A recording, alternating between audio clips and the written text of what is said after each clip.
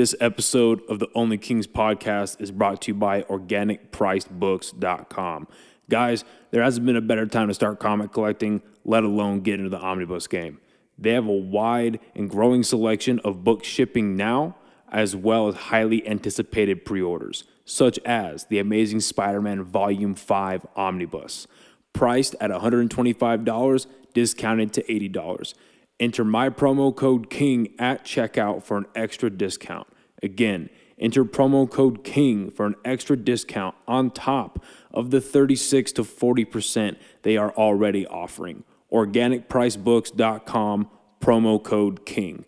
Now back to the show. Thank you very much for being here. I really appreciate your time. This is going to be awesome. For those watching, introduce yourself real quick and what you do. Sure.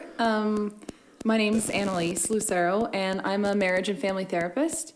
I work here in Albuquerque, but I live in Rio Rancho, so I feel like I have a dual life. But yeah, I've been a marriage and family therapist for 2 years, and I work right now treating couples, families, and individuals at a private practice here in Albuquerque. That's awesome. How long have you been practicing for?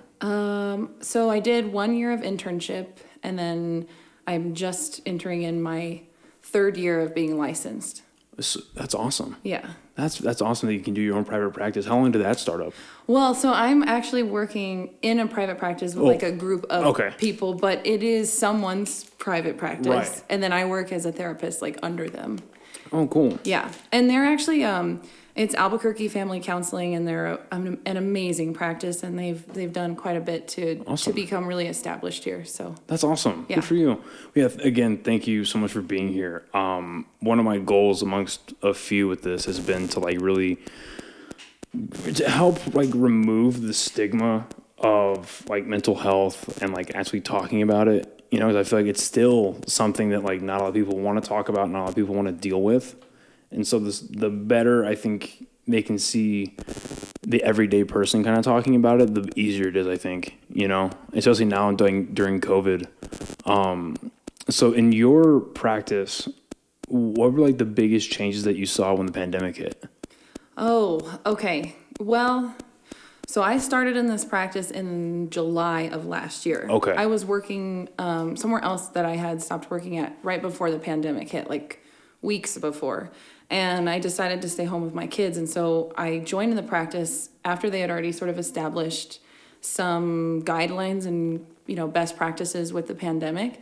But I would say if I compared it to my work before and then kind of coming into this practice during COVID, it was doing telehealth, being online and seeing someone in a screen. Now, when I came in, I was seeing people sometimes socially distanced with masks in the office. So it was half and half at first, and then November hit and it was everybody online because it got too crazy here. But I would say doing telehealth was a really big change, and not necessarily in a bad way, because we were able to reach people who maybe would have not come in before. That's awesome. Yeah, I have some clients who travel around New Mexico, and they'll call me in their car. And we'll have a session while they're in their car, or people who childcare was an issue before, and obviously still during the pandemic, but right. They would be able to have their kids kind of occupied or asleep or whatever, and have their session in their bedroom. That's awesome. Yeah, but it did add quite a different aspect, because a lot of the work is reading body language with couples, especially. It's you are picking up on their affect and everything in the room, feeling their energy, and so being not able to do that was very hard.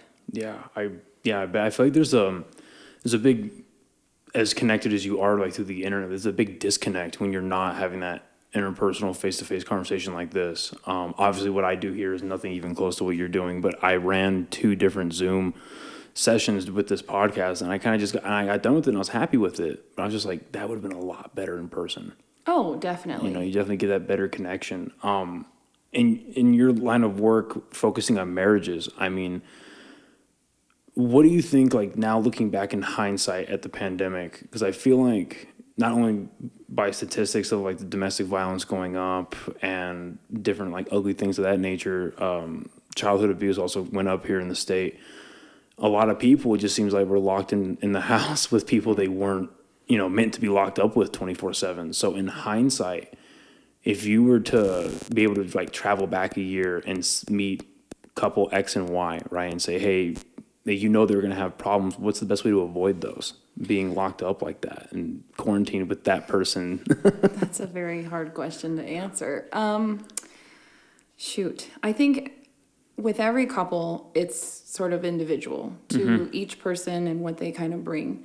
I do think, though, here, especially in New Mexico, our rates of domestic violence are already very increased compared to national averages. And domestic violence, child abuse, sex abuse, I mean, it's all high here. Yeah. So the pandemic definitely increased that. But if I were to go back, like if I have a couple I'm treating now and I could go back in time a year, I couldn't say that I would change anything because so much of the work we do is just guiding people to awareness, validating their experience. Okay. And, if a year ago they weren't ready to leave based on circumstances, then I don't know if they would be ready. I have no idea what that static is.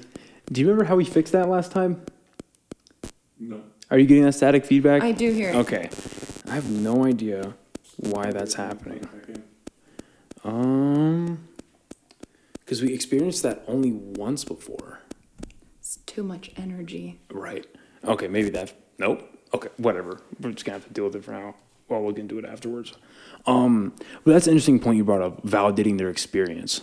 So is that going on in terms of like partners that get gaslighted by their partner or like people that just feel like, oh, someone else has it worse or it could always be worse. I shouldn't be complaining. Well, I think it's like a combination of so many other factors, right? Because marriages or couples have a lot of things that bring them together, and it's hard to unravel that for somebody, especially if one of the partners is really dependent on the other. So if you have a couple and they come to therapy, right? Because that's what I would be seeing. I mean, I'm not seeing couples that don't come to therapy. Right. Yeah. But if they come to therapy and they want to talk about their problems, and then within that discussion comes up gaslighting or emotional abuse or even physical abuse, there's certain kind of rules and ethics around what we can do as therapists. But I think to kind of go back to the question really of like, what do you do? It's so complicated to sort of narrow it down to one thing. It's like, you kind of have to break down what's happening.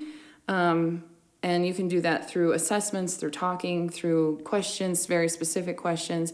And once you sort of have a map of what's happening, like I may know what's going on or have an assumption of what's going on. Right. But the goal is really to get them to know what's going on so that they can make a decision that's best for them. I'm not the decision maker, except in very certain circumstances, such as violence or domestic abuse that's physical. Right.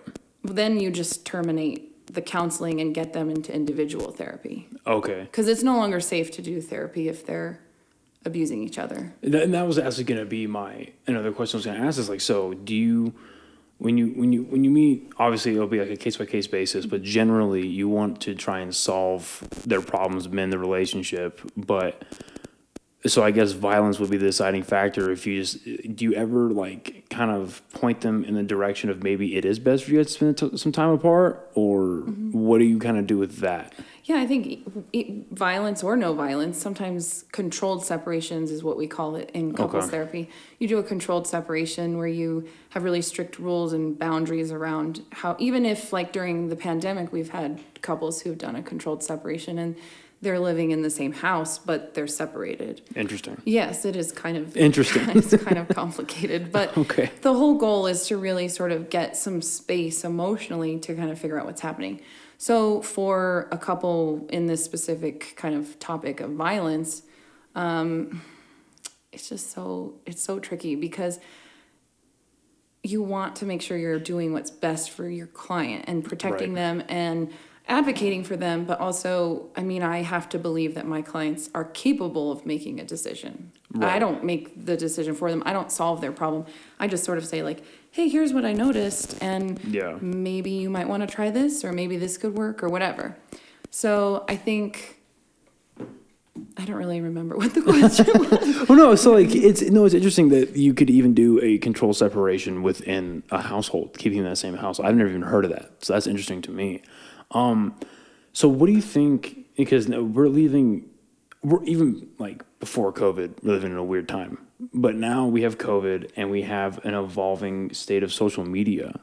What role do you think social media has been playing in just whether it's the couples that you're seeing or just like individual mental health alone? 'Cause I definitely have my experiences that I'm, that I'll go into, but like just in your experience, being able to treat several patients, like has social media been a catalyst almost, I guess? What do you mean by catalyst? So there's what I've noticed is, let's take a quick break. Okay, and we're back. Technical difficulties. Okay, so like what I've noticed is there's been a rise. Like, have you ever seen The Social Dilemma? Yes. Okay, so like that, right? How they bring up like the rise and like so social media starts taking over and specifically teenagers and young adults, like the depression rates are going up, anxiety rates are going up, suicide rates are going up like crazy because of these just like for everything good that social media brings, it's such like a poison almost, right? It sets these unrealistic expectations because of the fact that there's these algorithm buildings. Like if you want to feed into only watching police brutality videos, right? If you only want to feed into looking at rioting videos, YouTube is going to bring you that, right? It's just going to continuously bring you that. But if you only look at puppies and cats all day and cat videos, that's all YouTube's going to bring you. Yeah. And it's just so easy for people, especially young people, to like fall into the rabbit hole of watching dark things, watching very provocative things. Yeah. So like has stuff like that or just social media in general been kind of like, has it had any kind of role in the people you've been seeing?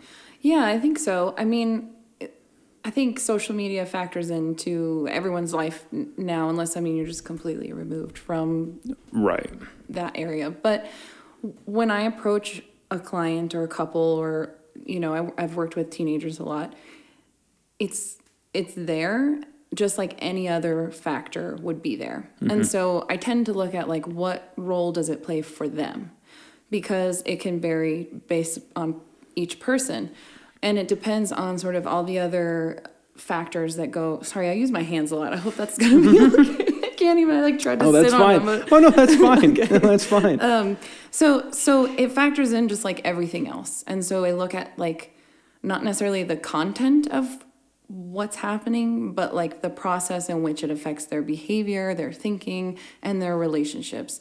So if a client, like I'm working with a couple and one of the partners is on social media and that's leading them into this path of like, oh, I like the attention I'm getting from, old high school friends and I'm not able to connect with my partner, so I'm going to, reach out to this person. I've seen that. Right. Teenagers, obviously, like just wanting to get so many likes or just being obsessed with self-image or that kind of thing too. Yeah. But I would say, for the most part, I don't necessarily think it's social media that's the problem or the algorithms or how much it really sucks you in and tries to pull you back into the app. I think it's really culture that's the problem. Interesting. Yeah. What do you mean by the culture? Well, so I think that like our culture, and I can't speak for anywhere else other than sort of like the United States culture, but it's not really supportive of relationships and it's not supportive of I feel like I'm hitting on something here. Thank you. Yes, continue. That's perfect. Continue. So as like human nature, our basic primary need is to attach, right? And so you attach in the womb as a baby to your mother's heartbeat. And as you're growing in utero, you're like developing your personality based on how your DNA is growing based off of her stress hormones and all these other factors, science, yada, yada. Right. But ultimately, like when we're born, we need to attach, and that's like a primal instinct, primal need. And our culture doesn't support attachment, especially in like family attachment sense. So as a marriage and family therapist, that's kind of a focus of what I've been taught and study is like we call it systems or systemic therapy. You look at systems, you look at relationships, and you find healing through relationships. So even if I'm working with an individual, and I'm kind of like going in a loop here, but if I'm working with an individual and there's no one else in the room, I'm still working with them in the context of their relationships and how they're oriented to their relationships. Or a couple, you work on healing one partner's trauma through their relationship. Interesting. And so I don't think that culture really supports that. Our culture is very based on the individual and what the individual needs are.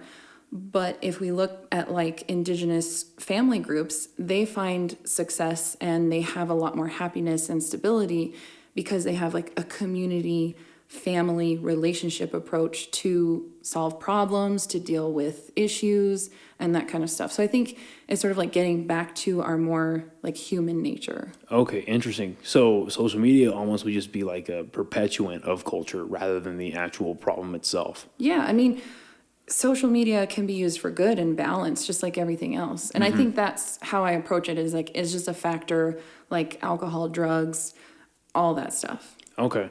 No, I mean, that's a really good point. Our culture right now, especially for, I remember when I was growing up, I got Facebook, I think in middle school, which in hindsight is not the age you want to be getting into that. No. And I remember Facebook back then was just posting stupid things and stupid status. Nobody cares what you're doing at 2 p.m. getting a Red Bull, right? No one cares. But now it's social media. There's an argument that social media is now a utility, right? Because you're getting all your news from it. You're getting any update that I need. I'm not going to direct news sources. I'm okay, if something big happened or I'm hearing something big, if I just refresh my feed enough, I'm going to find it, right? For instance, with the Capitol riot that happened, I don't think I ever went directly to a news site. I went to Facebook, found articles, and then went through there, right? So I think now with social media, going back to just promoting the individual, I think you hit the nail right on the head.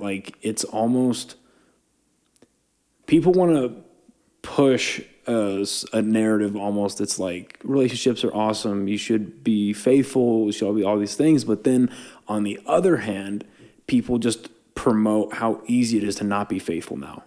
Right? You can do anything you want with the small computer in your pocket, right?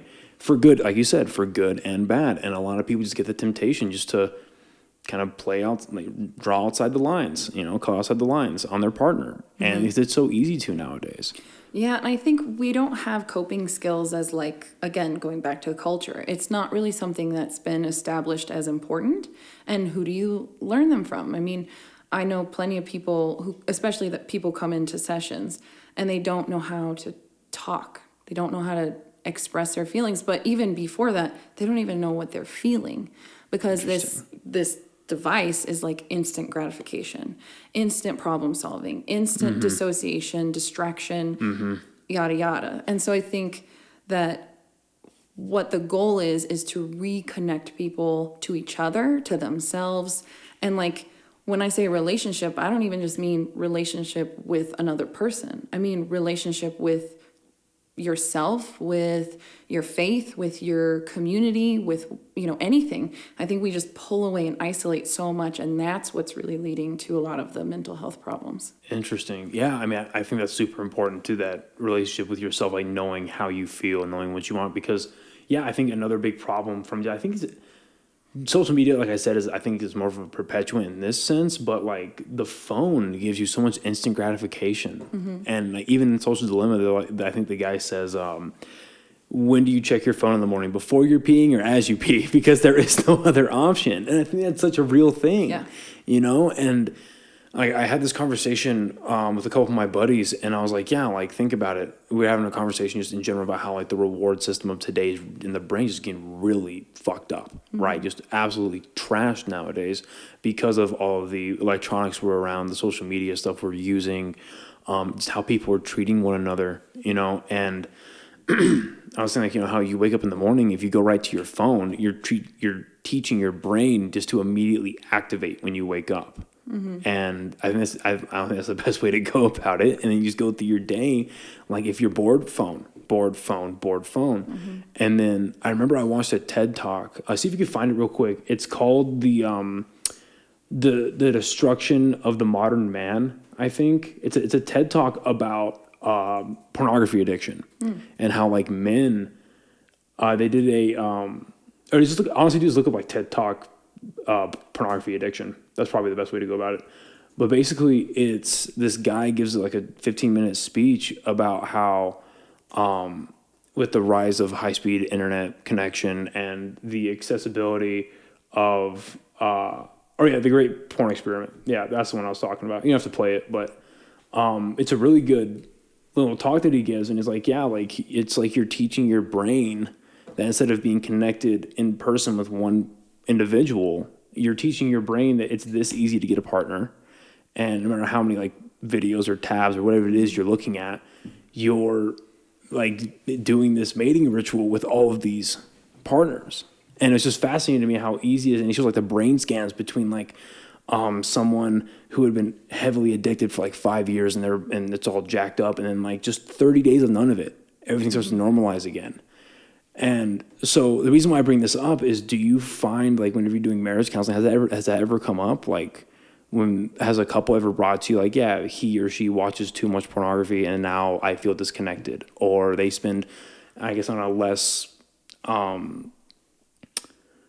like I guess like severe note, like they spend too much time on the computer, they spend too much time on their phone, and I feel disconnected from my partner. Is that a common thing for you? Yeah, I mean, I definitely think that has come up quite a bit, especially being kind of locked down in the pandemic. Like everyone all the time is on their device, and it sort of creates these two realities. I haven't specifically worked with a couple that has had porn addiction, but I have like a group of peers, and we meet and talk about it, and we've had that discussion, like, what do you do? How do you approach this? And what's the science and evidence-based practice? I do think, though, something interesting to kind of pinpoint on with porn addiction and like the man's perspective on porn and how it affects them, right, is that it is from the perspective of the male experience. Right. And so it does create sort of this skewed, like, I'm trying to find the word, but when men watch porn and when porn is being made, and even women, because a lot of women watch porn too, and it's a great way to kind of introduce arousal and getting couples aroused so that they can engage in sex. So it's not necessarily that porn is like, it's the worst thing in the world, but it's from the male's perspective. And so when we talk about porn with couples, we talk about, how does a woman climax or orgasm? And it's not this instant thing that porn sort of makes it seem like. Right. And so I think it's important to kind of note that when you're talking with people, that how porn changes their perspective on the woman's experience. And it goes back to relationship. Sex is a relationship with someone, even if it's a one-night stand or it's just a sexual relationship, it's still a relationship. And so it's important to think about the woman's perspective, the woman's experience. And I think there's a really big movement in porn to get more like female-directed porn and more porn that's from a woman's perspective, so that it's not just this like wham, bam, thank you, ma'am kind of thing, right. And exactly. like that instant gratification you're talking about. Okay. But coming back to the like technology addiction or like being on technology, and I think it really ties into what you're saying about being bored. Like, I'm bored. Well, what does bored mean? And I think bored is like dissociating, detaching, right? When we're bored, we're sort of like checked out and not engaging and not in the present moment. And I think technology is a really great filler to avoid whatever is causing us to detach.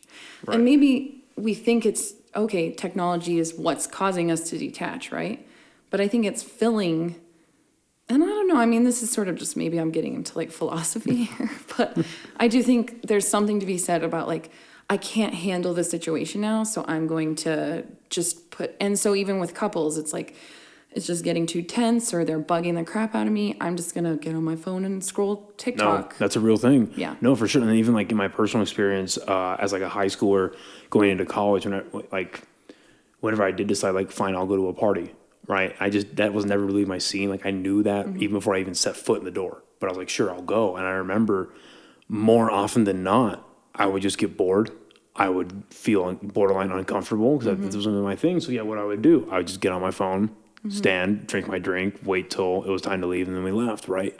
And I think that is a really good way to put it. It's escaping a otherwise uncomfortable situation. It's like, that like I have an out, even if I don't physically leave.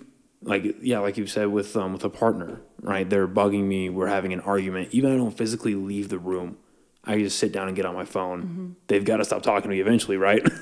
Or it's like, I'm going to go on the computer, or I'll go play Xbox, or I'll do whatever it is. And just physically, I'll still be here, but like mentally, I'm checked out. I'm gone. So it's interesting that, yeah, I mean, that sucks. So I had a train of thought. What was I going to say? So if someone, because you said you've kind of experienced it with your group of peers, let's say you had someone that came to you, whether it was a pornography addiction that they were dealing with, or it was just a electronic, like they're on their phone way too much, Instagram, Facebook, whatever it is, like just generally speaking, how would you go about helping them wean off of that? Because I feel like going cold turkey is not the way to do it. Sure. I think first they have to have awareness that they're doing it. And so, if they're coming as an individual or a couple, it's kind of the same thing. Like, is this a problem for you? Because I can't be the judge of that. I mean, right. That would be like a slippery slope. So if they acknowledge that it's a problem and they want help with it, or maybe they come as a couple and their partner's saying, hey, this is a problem, and they're like, I don't think it's a problem, then kind of my goal as the couples therapist is to facilitate the conversation around that, and there's theories and methods to do that. But if an individual comes to me and they're maybe coming for depression and they don't want to deal with their technology addiction, it's kind of like I can tease on it and come back to it, but I'm listening intently in every session. Am I noticing this as a theme, right? Like, okay, let's assess, is this a problem? And if they don't think it's a problem, then it's not a problem. If they acknowledge it, then you have some kind of way of approaching it, right? By like talking, okay, when are you using it? How often are you using it? What's happening before you get on? And it's all a conversation about them sort of coming to the conclusion of noticing patterns, themes. And that goes to like the process, and then kind of assessing what's their relationship with the device. Do they want to change the relationship? Where can they change the relationship? Okay. It's kind of empowering too, because then they see that it's not just this mindless, unconscious thing. Like there really is a reason why they pick up their phone. Right. Well, no, and I think again, you hit the nail on the head with the like disassociating. It's so easy to kind of just like remove yourself from something that's uncomfortable, whether it's a good uncomfortable or a bad uncomfortable. You try something new, you screw it up, and you just go back to what you're used to be doing, whether that's laziness, whether that's being on the phone all day long, or your video games all day long. So I just know, like, from my experience, like last year when the pandemic kind of kicked off and I was in quarantine just like everybody else, and we're all watching these numbers rise of COVID. And like me, I was watching it through my laptop or my phone, and we all thought like this is going to be a horrific thing. Like a lot of people are going to die.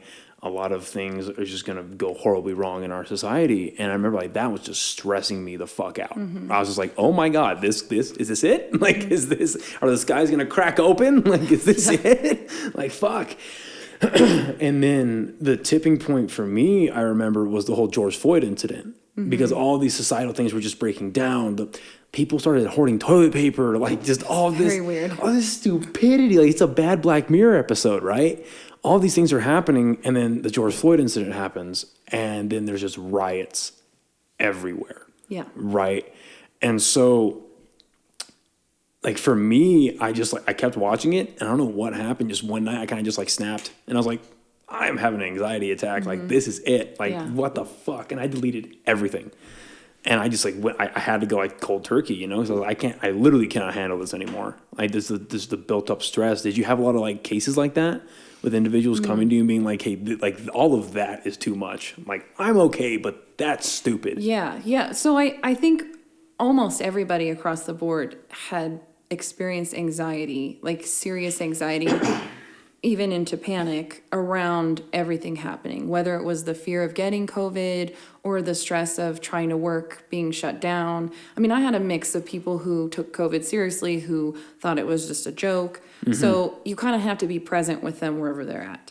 And I think just across the board, everybody's anxiety was like, so it again goes back to like, okay, well, what are you doing? Are you on social media all the time? Is that sort of triggering the anxiety? How can we step back but also help you to feel informed? And kind of creating boundaries and being really structured about it and not so emotional about it. I think though, it's pretty normal to have that response to all the crazy things happening in the world. And so normalizing it also helps too. Like just Interesting. validating that, yeah, you're normal for having anxiety about a pandemic. Like that's like if I were working with you, I probably would have said like, yeah, I might have had a panic attack too if I had been overwhelmed with all that input. Yeah. And so it's like that's a totally normal response. You shouldn't judge yourself for it. And almost that validation in itself is like, oh, okay. So I'm not going crazy. Right. Yeah. And that can just relieving a little bit of the pressure of like having to be healthy and emotionally well and mindful. I mean, that's like all this pressure to be so perfect and put together. It's too much. And so relieving that pressure and just saying, yeah, it's okay to be a little stressed out. And see, that's perfect. You brought that up, like the pressure to be perfect. And I think that's just what's so, like it's so pushed forward by social media. Like all of it's fake. Like I don't remember who I heard say this, but the influencers or the famous people on social media, they aren't themselves. Like they don't look that good, right? And I think that's just another thing that so many people are losing sight of, is that whether it's a male or a female fitness enthusiast, a model, like they're not that on Instagram.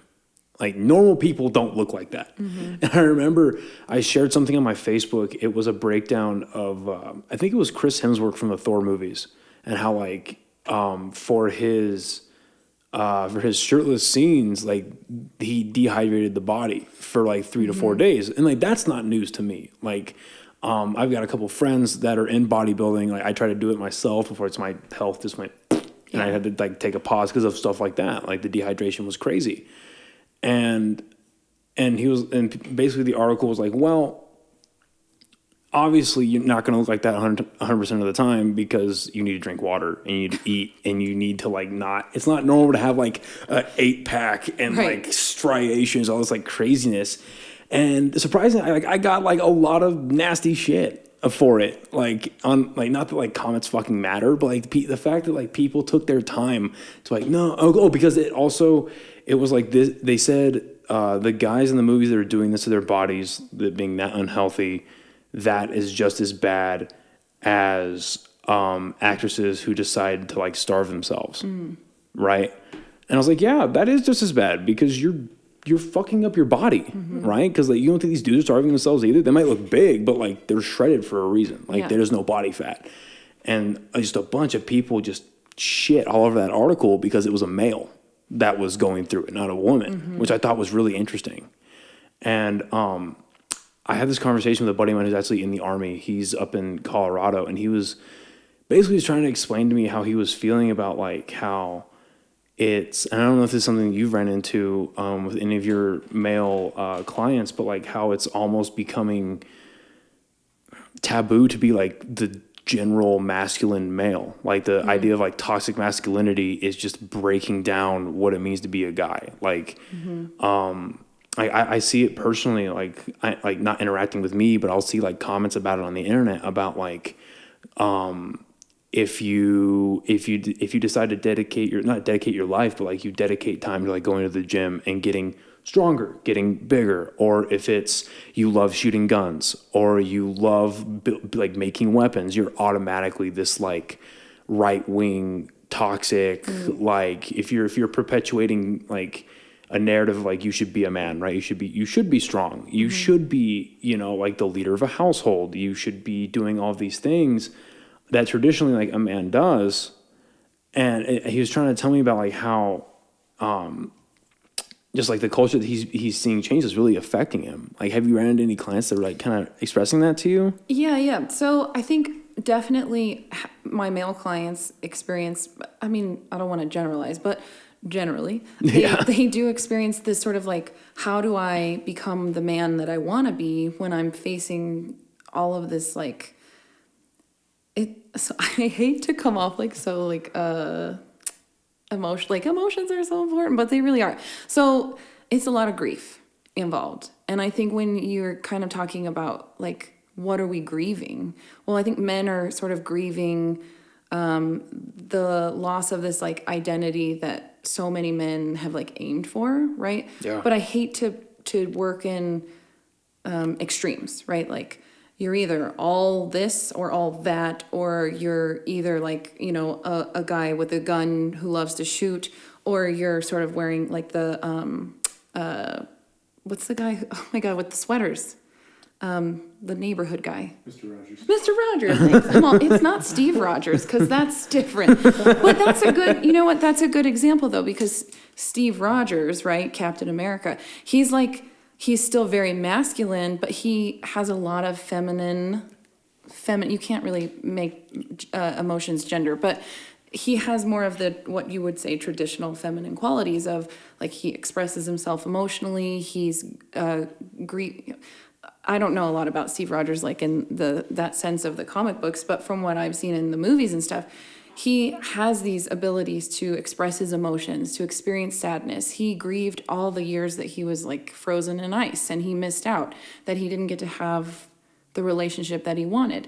And you see him grieving like all through the Marvel movies, yet he's still like muscular and huge and this total badass.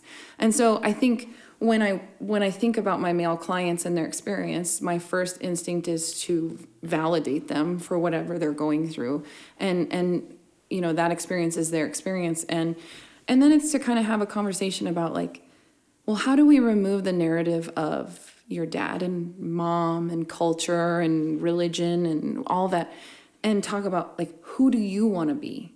Because everything else is all these extremes.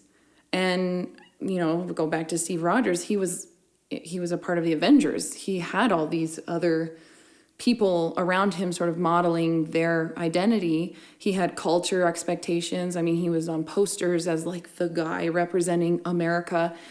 Yeah, he was still, you're laughing like... No, because we're both like nerds. Yeah, I noticed. Yeah, like I've got Captain America right there. Right, fitting that I would bring it up. Yeah, so you're in good company. Good, oh, okay. Yeah. So yeah, I don't want to like butcher anything. Oh, you're not. You're hitting it right on the head. Okay, so he is kind of like the ideal of he'll and I don't know for sure specifically if he's ever done anything that was like, ooh, feminists are going to frown on that. But I think generally like his intention was to lift up others and help other people, male, female. But he also was like in touch with himself. And I think that's what people are really like kind of intimidated by is, oh, if I say I'm sad or if I express an emotion, I'm going to be feminized. And I think typically people would say like, oh, that's gay. Right. And then I don't want to be gay. And so fear really dominates the narrative. Yeah. And so the whole idea is just to say, well, what do you want to be? And sometimes that you have to get to where people want to be, like to be aware of what they want to be or who they want to be. They have to know how they are in relation to other people. Yeah. So do I want to be like a closed off prick and be alone and isolated? If that's what you want, then go ahead. Like, you don't need me. But if people want to... Go be Batman. Right. Ugh. Okay. My husband and I just watched the Justice League movie, and I still was like, ugh, Batman is just so hard to watch. Okay. Talk about not talking about grief. Yeah. See, and that's a whole other conversation, but like, yeah, I'd have to agree with that. Yeah. And I love that version of Batman myself, but I agree with you. Well, and my husband was saying like, no, Batman is a badass. Like, he's just a human. He's a person. Like, I'm like, okay. Anyway, so now we're like sidetracked. He needs a therapist. He really does. I will be your therapist, Batman. I forgot what we were talking about. So no, you brought up two really good points that I kind of latched on to. Was like expectations, and you specifically were like, you can like the expectations of like what your parents want, of like what your dad was like. Because like I know personally people in my life that I'm close with that are like they attach themselves so heavy onto these predisposed expectations of their father specifically, and I'm over here like, well. Can't relate. Sorry, like my dad's not even in my life, so thank God I don't have that expectation. But like, I look at it and I'm like, you need to realize that, like, I'm not a therapist by any means, but like the advice that I would give is just like, you need to realize that you're not going to be your dad. If for better or worse, right? You can be just like him, but you're not going to have the same experiences. You're not going to have the same interactions. You're not going to meet the same people. And to have these predisposed expectations, like what if, so let's assume, because not all of these expectations have been good, right? I was like, let's assume that all these expectations that your father has of you are good. What if you could be better than that? Would you not want to try to be better than that? And I think that's kind of an interesting way to frame it. As a therapist, I would not give advice. I would ask a question. Okay. And with like intention. So if you were coming to me, your example of like, my dad's not even in my life, but that can still have an effect on you and your behavior and the way you orient yourself in the world, right? Like who were the male figures that you sort of latched onto and looked up to? Oh, it for sure did. I mean, like, it's like in my personal experience, like me and him, we both went to the same military school. We went to NIMI down in Roswell, and like all of our friend group did really, except for like Springer, right? That's the only guy that we hang, and David, right? So like, I think 7 out of the 10 people that we have in our like close friend group, all went to NIMI at different stages, and me, I think I'm the only person out of our friend that stuck out the 6, right? So there's an opportunity to go there for 4 years of high school and 2 years of junior college. And I decided to stick it out for 6 years. And up until then, like, I never really did have that strong, like, male whatever. And so until like maybe the last 2 years of that, when I started having like more like mentorship from like actual adults, like adult people who like know what they're doing. My major influences were like him, like my other guy friends that were like, that we started out at 16 years old or 14 years old and moved up through there. Like that was my male influence, right? Yeah. And one of my friends, Evan, we have a conversation about this at least once a week, how like we joke about it, how like we raised ourselves at that school. And like, I mean, I can't say whether or not that was the best path. I know I think I turned out pretty okay, right? I'm not too like, like crazy or whatever. But I mean, I could just see how like that's a whole recipe for somebody else. And so whenever you are talking, like we originally started talking with someone, a male who kind of raised for like, I don't know how to like be a man anymore. Cause like, I know like for me looking into, like growing up, it was don't show your emotions. That makes you a pussy. Okay. But now it's, if you don't show your emotions, you're not a true man. Or you're not like, it's like, have you ever had that like brought to you? It's like, I don't know, like, should I show emotion? Like, should I be a nurturing person or should I like, what do I do? Well, and it goes back to that extremes, right? Like this whole group of people saying this and that whole group of people saying that. And I'm like, well, what are you saying? Yeah. And I think in order to get an answer, you have to clear out all the mess in somebody's brain. And that's a hard thing to do. And it can take a long time. And it's really based on like how willing the person is and the relationship with their therapist is. But I think with this example, I think it's really just about, well, what is a man to you? And then talking about like the male role models or the male relationships in someone's life. And I'll be honest, I have more clients who have issues with their mom than they do with their dad. Interesting. Because I think sometimes the female, especially like here with the Hispanic culture and machismo, it's like moms want their sons to be strong. And what does it mean to be strong? It means to be rigid and rough and not have like any soft exterior at all or interior, right? Right. Don't cry. I'll give you something to cry about. Or, men don't cry. Like you said, like if you show your emotions, you're a pussy. And it's like that narrative doesn't just come from dads. It also has come from women. Interesting. And I think women have some growing, especially like older generations, have some growing to do as far as like what is the role of a man and what is the role of a woman, and not to like mesh the two together, but to blend the two so that they can coexist. But ultimately, it doesn't matter like what I think. That's perfect. It doesn't matter what you guys say. Yeah. What matters is the person. So if you sit here and you tell me like, I'm not comfortable showing my emotion to people, I'd say, okay. Like, it's not for me to judge. Yeah, who gives a fuck? No, right, yeah, exactly. If your partner is saying, or your friends are saying, hey man, like you look like you're having a hard time, let's talk about it. And you're like, fuck no, I don't want to talk about it. Well, that might be a problem. Right.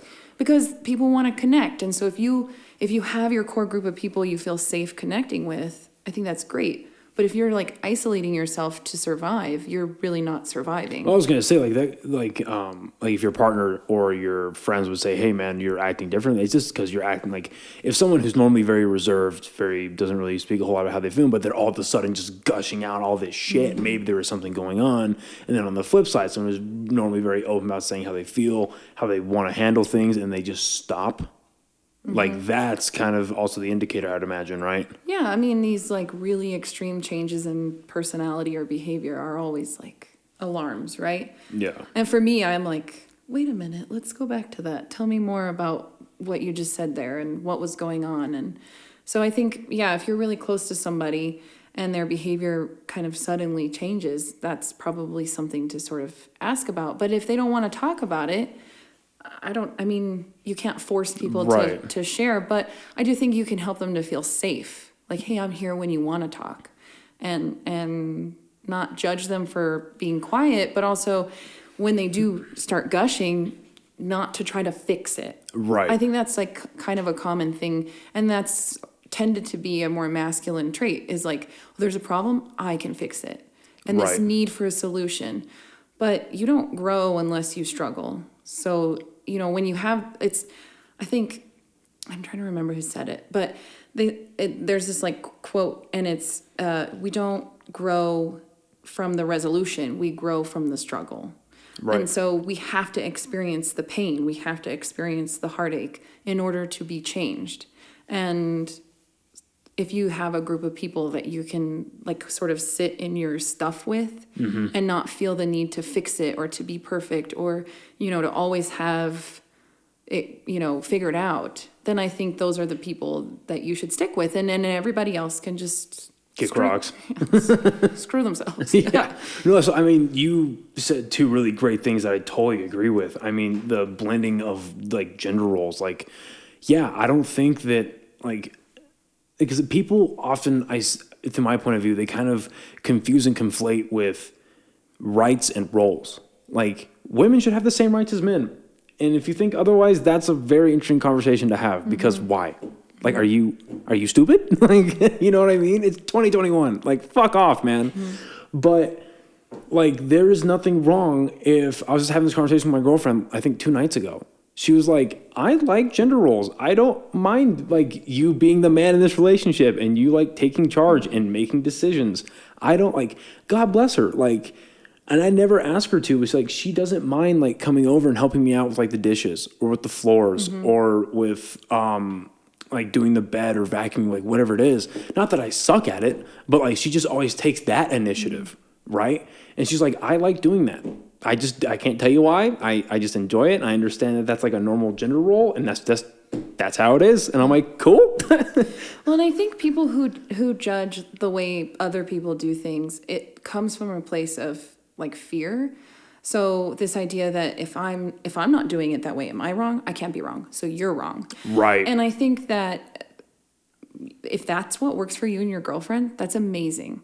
If somebody else, the wife wants to work and the husband stays home with the kids and does all the dishes and house cleaning stuff, and that works for them, then do it, that's right? Great. And so I think the idea that we have to sort of label or identify, and I think this is really what we're trying to get away from as like a culture and society, is that, okay, dishes are a woman's job and working is a man's job. Well, right. No. What we're saying is these are all the things that need to get done, and who wants to do it? Let's empower each other to get it done, right? Right. And so, my husband and I, we have a very traditional marriage and relationship. We're both practicing Catholic. He's in the military. I consider myself to do some traditional female things. But ultimately, my husband does all the laundry. He's usually the one doing the dishes.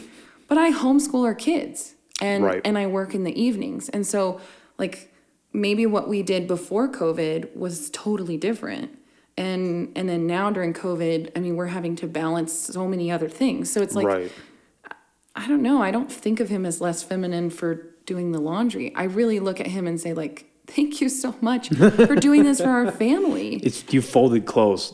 I understand how that would make you less of a man, right? Deciding to be the primary person that does laundry or the primary person that does dishes, or like the big thing from what I've seen is money.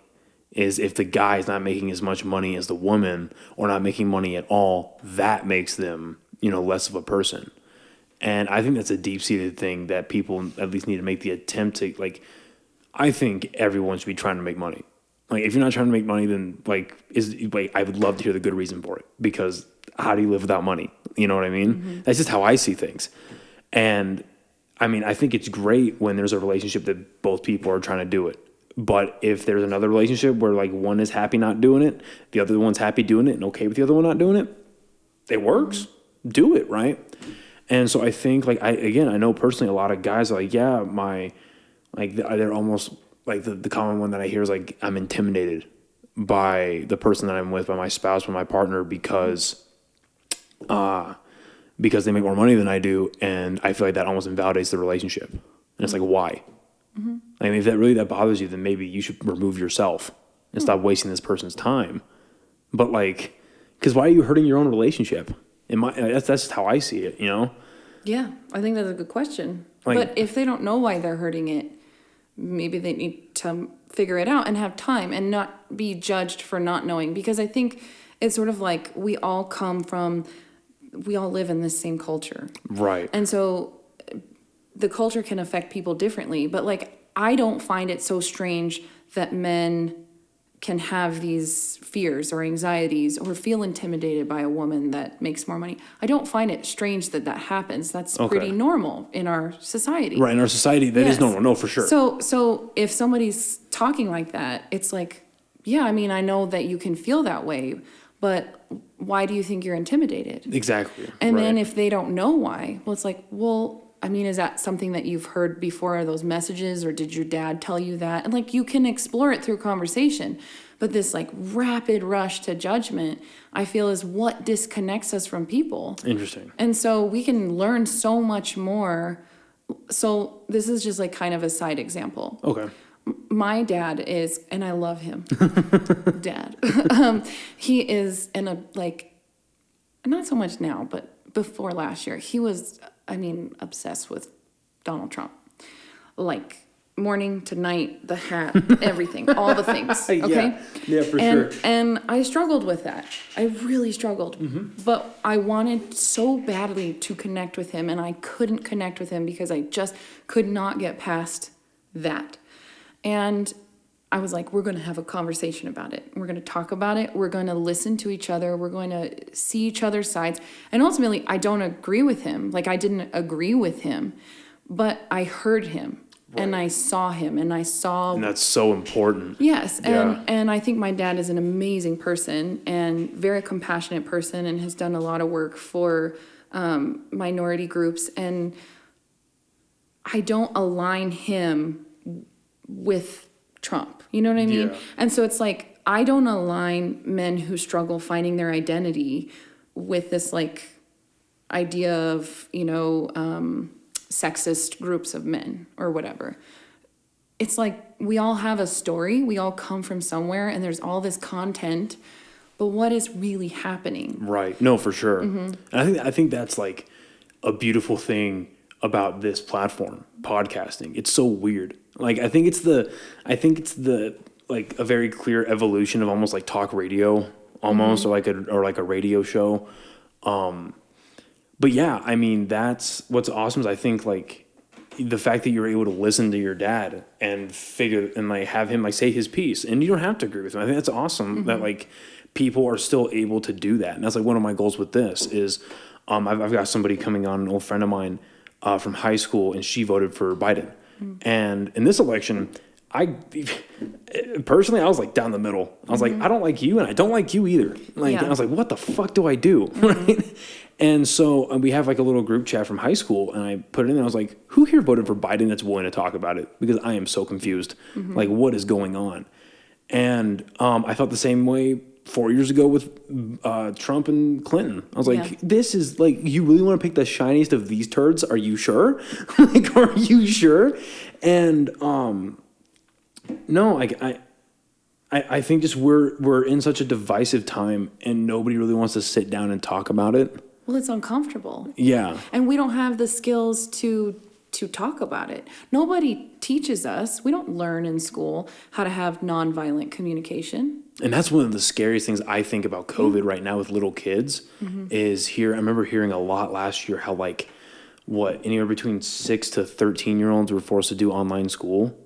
How are you going to put a 6, 7, 8, 9-year-old in front of a computer? Like I'm not a parent, so I couldn't even like imagine how to do that. But like, it's very stressful, yeah. which is why we homeschool. So that's why you switched to homeschool. Okay, that makes perfect sense. Yeah. Because like I remember all through high school, I had to do online math courses because I'm just god awful at math. I failed at least one math course every year in high school.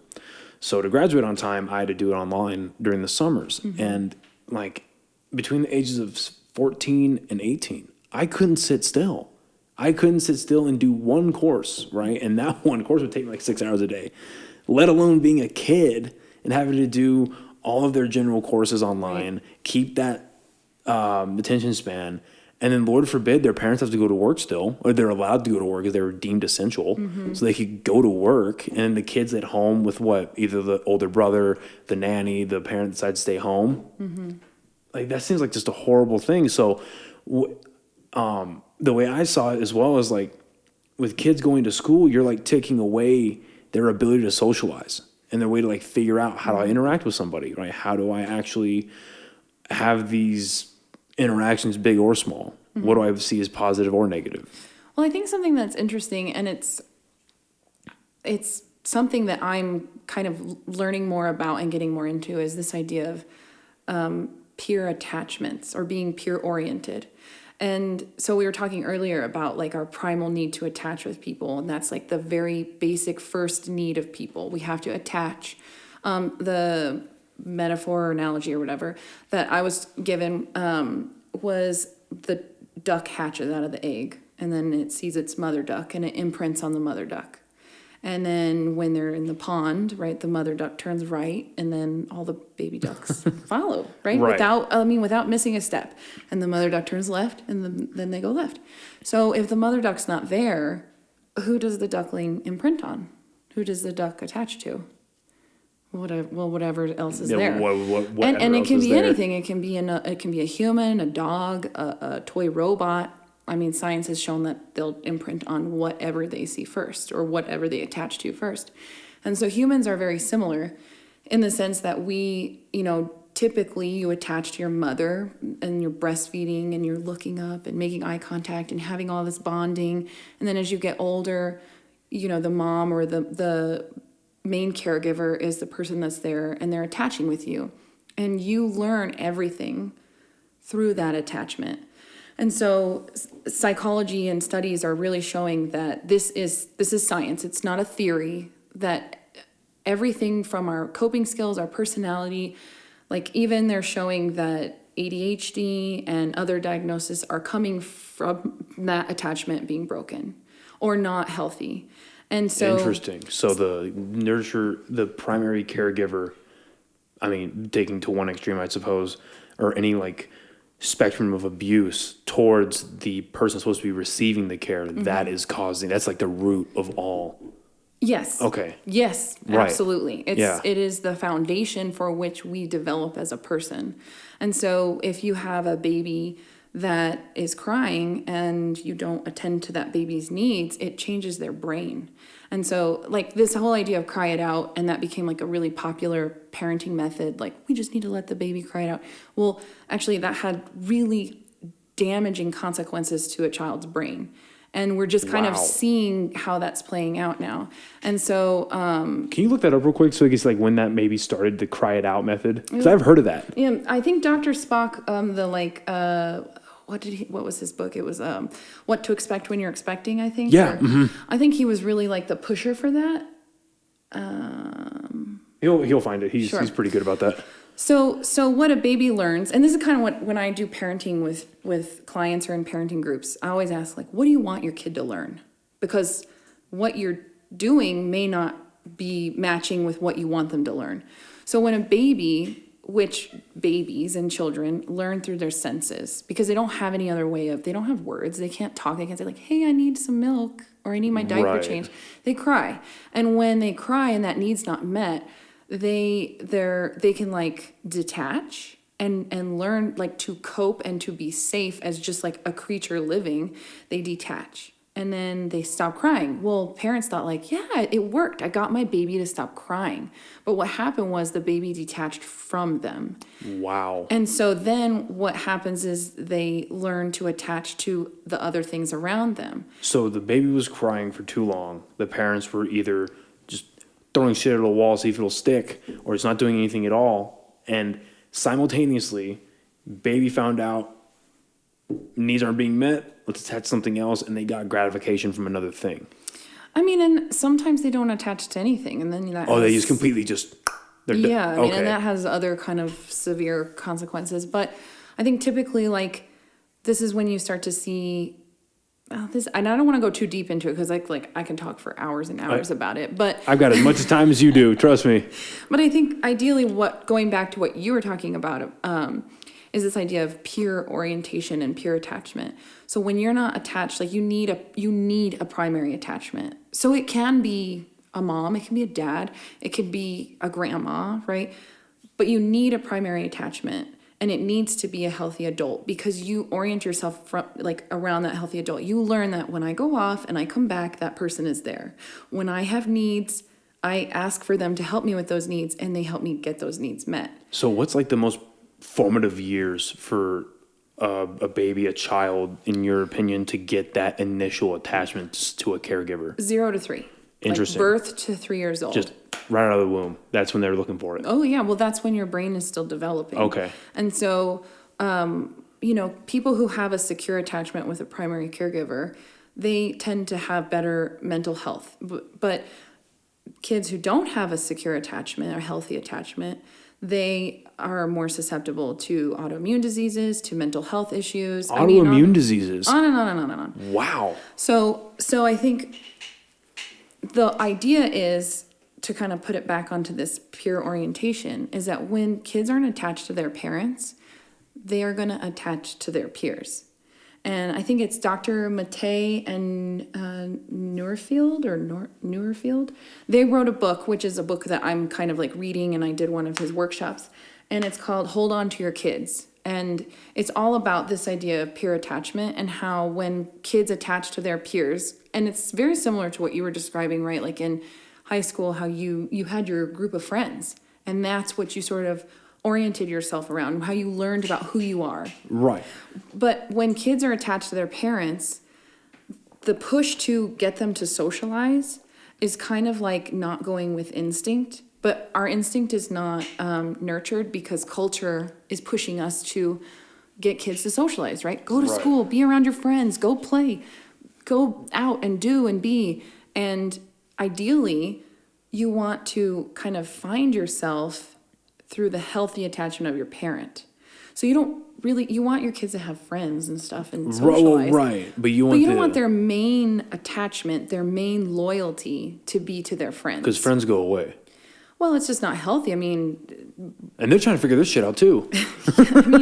really, they are. They're not like a safe sort of home base. Yeah. And I don't even know what brought this up, but I think it was that this like push to get kids to socialize and Yes. how when they're Yeah. removed from in-school, in-person sessions, they're at a detriment.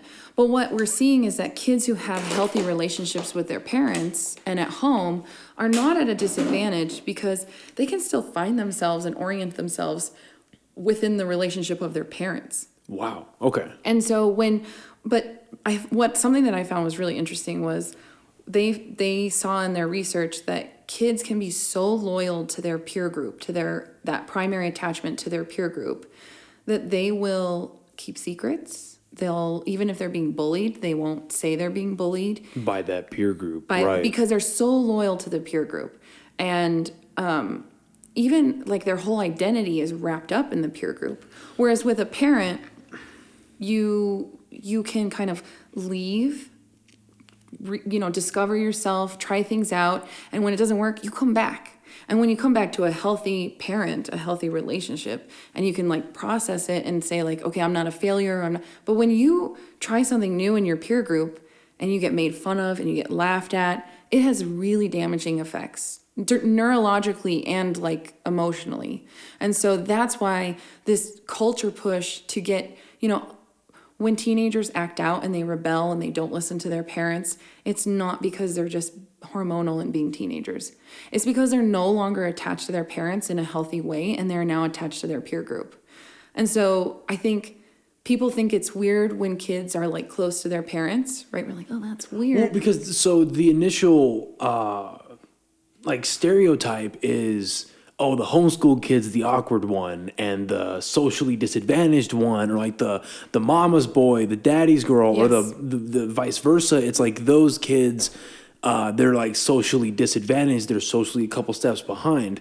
But the science actually supports that the more attached you are to your parents, the better socially you are. Mm-hmm. Or is it maybe because our culture is getting so fucked up right now? In theory, you're better socialized, but you're literally your mental health is better put together.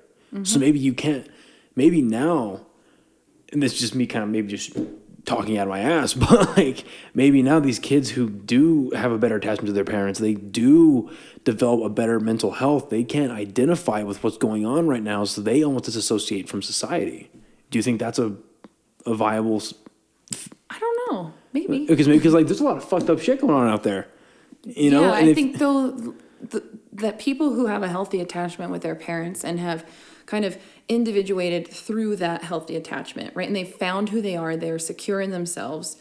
When they go out into society, they have better coping skills and they're better adapted to like, I know who I am and I'm not as influenced by all these things. So they have a better, that makes sense. So they have like they have a better like base of confidence. Right. So when they go out and fail, they're a lot more likely to try again rather than those who had been failing, because we all fail at all parts of our lives, but fail with your parents, you have a better home base to pick yourself up and move on. Mm-hmm. Fail with a bunch of other 14 and 15-year-olds, they're going to make fun of you, call you a shithead, and then you're like, oh, well, I guess I can't fail anymore. There's so much pressure to not fail. Mm-hmm. Okay. And we, as humans, cannot battle between two primary attachments. Like, we can have our primary attachment and then attachments to, like, people or things. Like, even I have an attachment with a soccer team or a football team, and maybe an attachment to like the Marvel universe or whatever, like it can even go that far, or to my group of friends. But we cannot compete you can't have two primary attachments. So you can't be attached healthy to your parents and attached to your peers. It has to be one or the other. And typically they're conflicting, right? Like, parents want you to do something different than what your peer group wants you to do. Right. So I think too, when you look at kids who are attached to their peer group and are like orienting themselves through their peer group and are more susceptible to that peer pressure and the group mentality, what happens when they want to have a relationship with somebody as an adult? Right. And how does that affect their ability to connect with somebody? Because they're so loyal to their peer group, it's hard to pull and have like a healthy, because you have to then adjust your attachment. And that's why I think typically in behavior and like psychology, you'll see friends who get married and kind of attached to their partner. They either start to distance themselves from their friends. Oh, is this personal? I'm sorry. It's just, this is just interesting you bring this up. Yeah. And that's a healthy thing, because you can't compete. Your primary attachment can't compete. No, yeah. And so then, or you see where their relationship is not as successful because they're still in that peer attachment. Right. And so the whole thing is to look at the relationship and who you're oriented to and attached to. And just like one more thing kind of on this topic is the idea that in a relationship, or even in a friendship, right? If you're attached to your peer group or you're attached to your partner, when something's going wrong, like maybe they're distant or their behavior has changed and they're acting kind of different, you might be like, well, what's going on? What's happened? Are we not like connected anymore? Are you cheating on me? What's happening? And you look at the relationship. But when parents see something wrong with their child, They focus on the behavior. My kid is acting out. I need to change the behavior. More discipline, more punishment. They don't look at the relationship. Interesting. And so that's Okay. kind of the big shift, is that we've been so focused on behavior and not on the relationship. And it's not to say that parents can't work or can't have a life. It's just to say you have to make up for what was lost. Well, I mean, when you, again, I'm not a parent, he's not a parent, but like, this is surface value. Like, you're bringing another life into this world. That's got to be like priority numero uno right there. Well, you would think, but if you have a person bringing a child in and they didn't have any skills to learn, I mean, you don't learn about attachment in school. We're not in health class in high school like, this is attachment theory. Like, even doctors and pediatricians are not really learning about attachment. But it's our primary need. Wouldn't you guys want to know that you had a primary need to be in a healthy attachment relationship? I found that out like maybe 2 years ago, 3 years ago. That a healthy attachment relationship is a good thing. Oh, man. Yeah. So, I mean, I don't know what it really means in the context of our, small discussion here, but I think the bigger picture is to look at our relationships with people and like how we are relating to people, but also not to judge people, because not everyone has the awareness. Right. Like a mom who's struggling, just because her kid's not attached to her doesn't mean she doesn't love her child or want to parent the best she can. Of course, yeah. It's just that culture doesn't really support attachment parenting. And I think that's also like I think that's a horrible, horrible side effect now with how divisive our country is. And with, teenagers being so susceptible to influence and whatever's getting pushed to them, either whether it's by their friends or things they find on their phone, if that is contradictory to what their parents are teaching them, but what they're being taught is easier to attain, I'm sure that drives the biggest wedge possible between that child-parent relationship. Mm-hmm. And parents can be present in a kid's life, and they can be, at every soccer game, and they can be participating. But if they're not connected and attached, and there's like all these theories and books that people can get on how to do that. But ultimately, like if they're not there as that supportive role and guiding the child and validating the child's emotions and nurturing the child, that kid is not going to be attached to them. Right. And I know that sounds like a lot of pressure, but it's sort of like we have to kind of rewind ourselves a little bit and like get back to that basic sort of like need. Right. But when kids are attached to their parent, they're going to listen. So when their friend group is doing something that's kind of like iffy, or they know that's not what I'm supposed to be doing, they're going to want their approval of their parents. And that's a good thing. It's not a bad thing. And I think culture has said sort of like, you don't need to seek your parents' approval. That's kind of getting flipped on the head a little bit. Right. But they want to maintain that relationship so deeply that they will do what they need to do to maintain that relationship. And that's a good thing. When kids are not attached to their parents and a parent is like, why would you do this? And why would you do that? I mean, they're checked out. They're like, I don't care what you're saying. Yeah. Because I don't, like, our relationship is already lost. I don't care. Right. And so I think we see that more common. But also when kids are attached to parents, adult roles take a priority over kids. And we see that now with like kids being so disrespectful to teachers. And I am not promoting respect adults just because they're adults. Like that goes against my philosophy of just like human respect. I mean, if an adult is crossing a line, like people should set boundaries, but right. But it is to say that like teachers and any kind of like person in authority who is guiding a child. I mean, so many kids are so broken and so hurt that like a teacher comes in with good intention and they're like, fuck you. I don't want to be here. I don't want to listen to you. Because you're an adult, I therefore don't trust you. And that starts with the parent itself. It does. And if they're oriented to their peers and attached to their peers and the whole peer group is like, adults are, evil, don't listen to them. They just want to take away our freedom. Right. They're going to be like, yeah, that's right. But the kid who's attached to their parents is going to be like, well, I actually really like my parents. And I feel safe and I feel healthy and I feel protected by them. So like, I'm not going to go with you guys. I'm going to go home and have dinner with my mom and dad because I feel safe there. Right. And I think that's a great thing. I mean,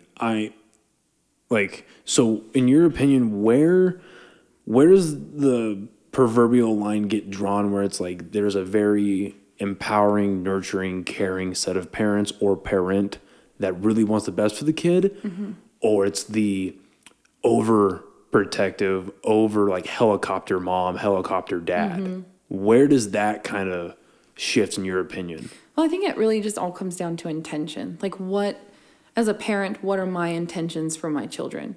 And that question too, like, what do I want my kid to learn? Do I want my kid to learn that their value is in their accomplishments, that their value is in their appearance, that their value is in their grades?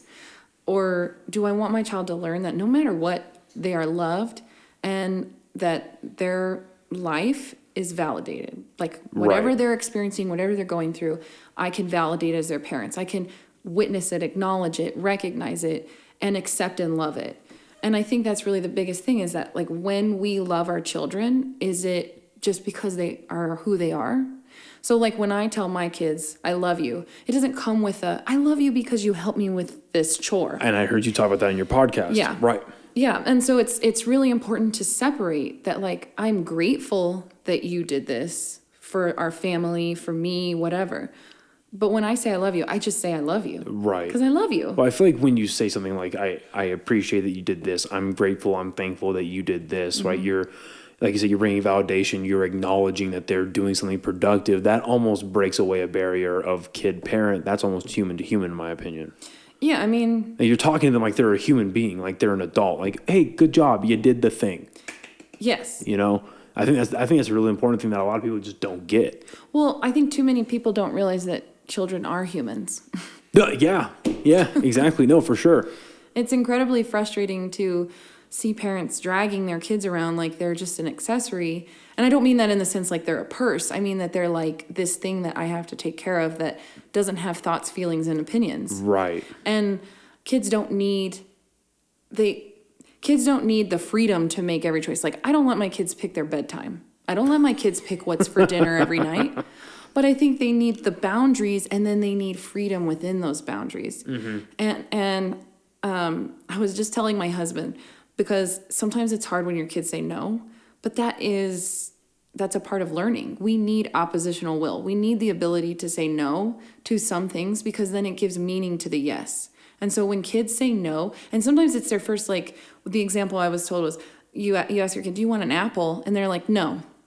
But then they like reach their hand like, but I want an apple. Give me the apple. But you just said no. And it's like, it's that kind of instinct of like, I'm going to say no, and then I'm going to think about it, and I'm like, but actually I do want the apple. And we need to let our kids have that no first, so that when they say yes, it's coming from within. And it's not just, you're going to do what I said because I said so. And then they're like, okay, I will do what I am told. And then they never really get the freedom to learn how to make choices. Yeah, exactly. And I think, I forgot what I was going to say.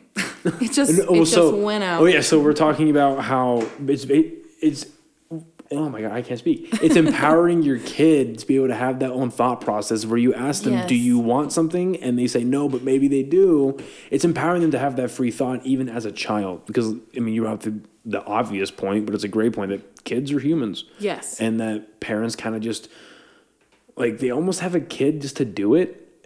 Sometimes people do have kids because they think that's what they're supposed to do. It's like, all right, well, we've been married for X years. That's how long my parents were married. They were married for 5 years and they had 2 kids and now they're divorced. Let's go do that. Right. And the hard thing is when you have kids and you had really unhealthy parents, and then you're like, well, how do I parent and what do I want to do? And then that causes like a whole other slew of problems, because you're trying to figure out like who you are as a parent, and then you have to manage your relationship with your parents and have a relationship with a child. And I think most parents have good intentions. They want to love their kids. Right, most, yeah. I just think there's a lot of pressure, especially with social media, and this is something I do see often, is moms especially being pressured in like social media groups and online to like have the whole parenting thing perfect, and to like give your baby all the right foods and breastfeed for 5 years and, you know, all the things. And it's just like, it doesn't take all of that to be a good parent. What it takes is just to see your child and to love your child in a nurturing way. But if you were never loved in a nurturing way, you don't really know how to do that. What it is. Yeah, right. You don't know how to do that. And so I think a really big movement in the therapy world and in the mental health world is to like advocate for the voice of children, but also like nurture parents who've been traumatized and don't know how to parent. Right. No, and it's interesting you bring up mothers being pressured on social media and through social media groups. The podcast we were talking about earlier, Joe Rogan's podcast, that's definitely where I take a lot of influence from. See if you can find this real quick. Just look up like Joe Rogan. God, this can come up with a lot of hits, but look up Joe Rogan transgender. It's a transgender conversation. It's I know with I don't know he has this conversation with a female doctor. What are you talking about? It's like in the 1400 ish, right? Episodes 1400, 1450. Abigail Schreier. Yeah, I think that's it. Pull it up real quick. No. I'm pretty sure. You know what I'm talking about, right? Yeah. So he has and I've been meaning to find it, and I can't find it anywhere, but he had a conversation with this lady who wrote a book about the rise in, I'm butchering this, but it's almost like false flagging being a transgender. And basically what they were describing is that this lady was describing how she was meeting with she's a therapist as well, meeting with a lot of mothers who were coming to her and being like, hey, my kid's coming out as transgender. What the fuck do I do? And what they were finding is that these kids were not actually having any sort of I might be a male, right? There's a lot of young women between the ages of 13 and 16. And basically what it was is these young girls were having a lot of mental health problems. They were having bullying problems, isolation problems. And they were looking around them and saying, well, I'm not liked in my friend group. I obviously don't have that connection you were talking about with that parent. So what do I do? Like, how do I get that sort of connection, that validation? And they see a bunch of transgenders in the media getting praised because they're coming out as transgender. They're being called brave. They're being called enlightened. They're, they're getting all this glory. And I'm not saying that's wrong. I'm not saying that's negative or positive or negative. I'm just saying that's just what happened. And so these women saw that, these young girls saw that, and they're like, well, if I just come out as transgender, am I going to get liked? And they do.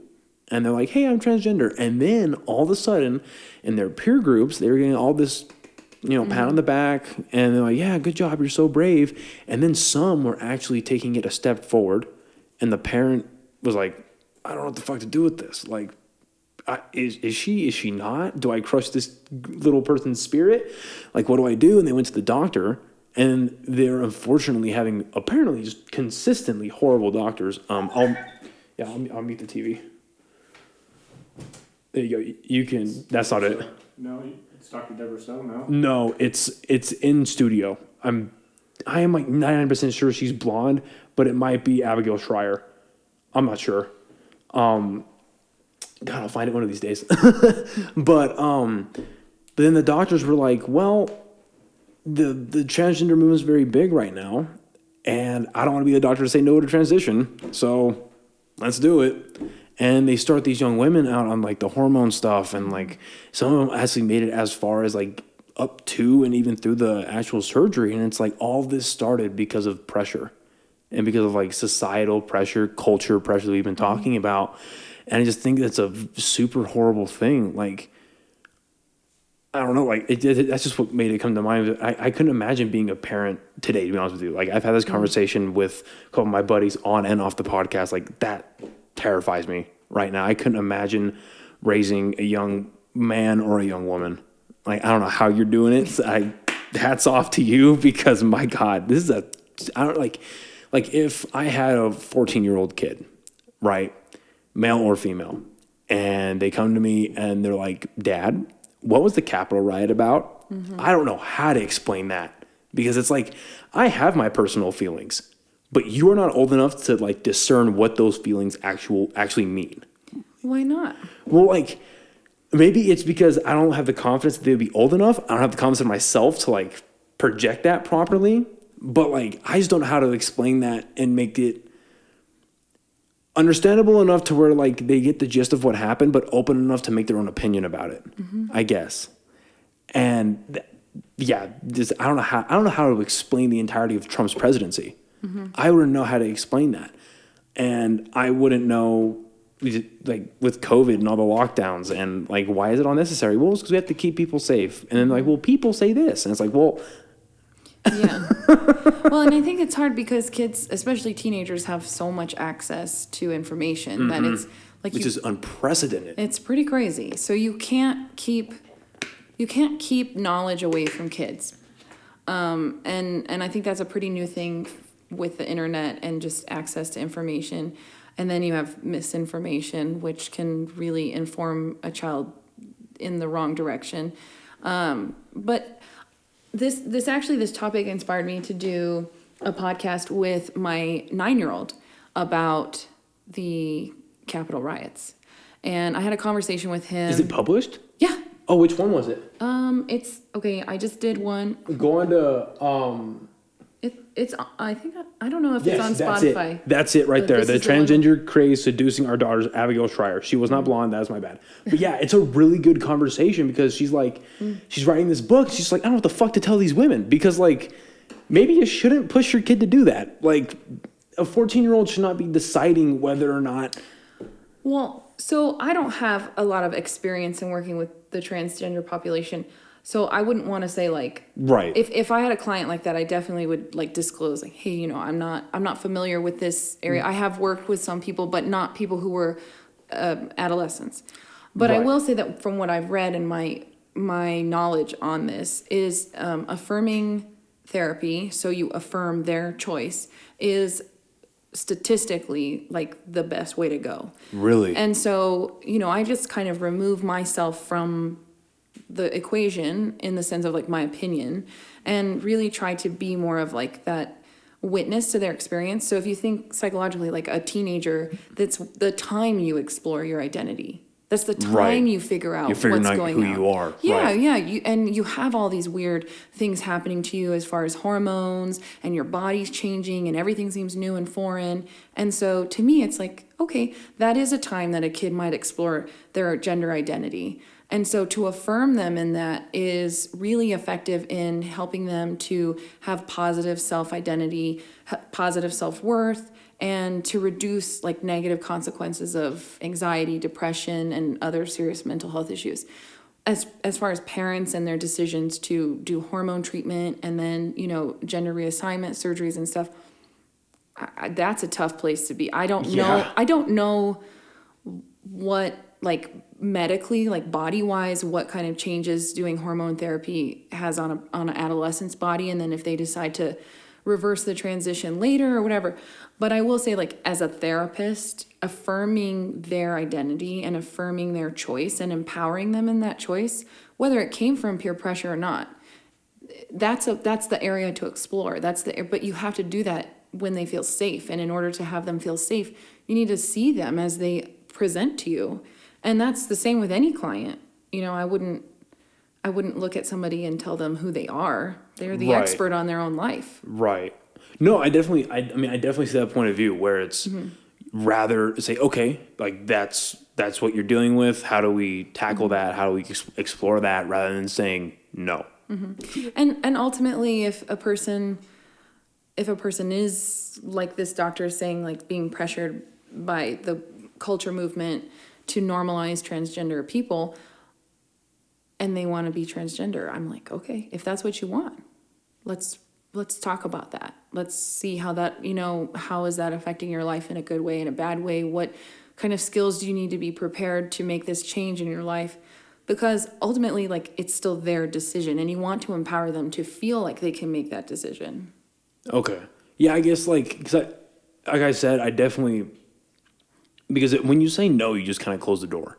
Yeah. And you actively suppress that, and you would almost be not encouraging. Encouraging is not the right word. You would almost be like just you're helping that like mental health problem become more affluent almost, right? It's like this, it's more suppression on top of, I'm sure, more suppression they're already getting, right? From whether it's their parents, their friends, their teachers, like a school counselor that's really shitty, like, whatever it is. Where I come to kind of like a crossroads of that is like, again, I don't know if like an adolescent should be making a decision on whether or not they can transition or like they would want to begin that. because like when does the brain stop like forming? Like 25, I think, 23, 25 around there. Yeah. But like, I just remember like me as a 14-year-old, I was like, I'm still not the sharpest, bulb or whatever analogy you want to use. But like as a 14-year-old, if I brought that to my mom to my mom and I was like, hey, I'm a transgender, I would certainly hope that she said, don't do it, Yeah. Well, and I think it's a privilege to be able to say that because you are secure in your gender identity. And so that's why it's sort of like, I don't know, because I've not been in that situation. As a parent, I don't know what I would do. And unfortunately, in our field, like in every field, there are practitioners who are really bad at their job. And they give advice instead of giving tools. Interesting. And so I think, for this doctor who is way more informed on the physical aspects of all of this treatment and stuff, they probably have a very different opinion based on their knowledge.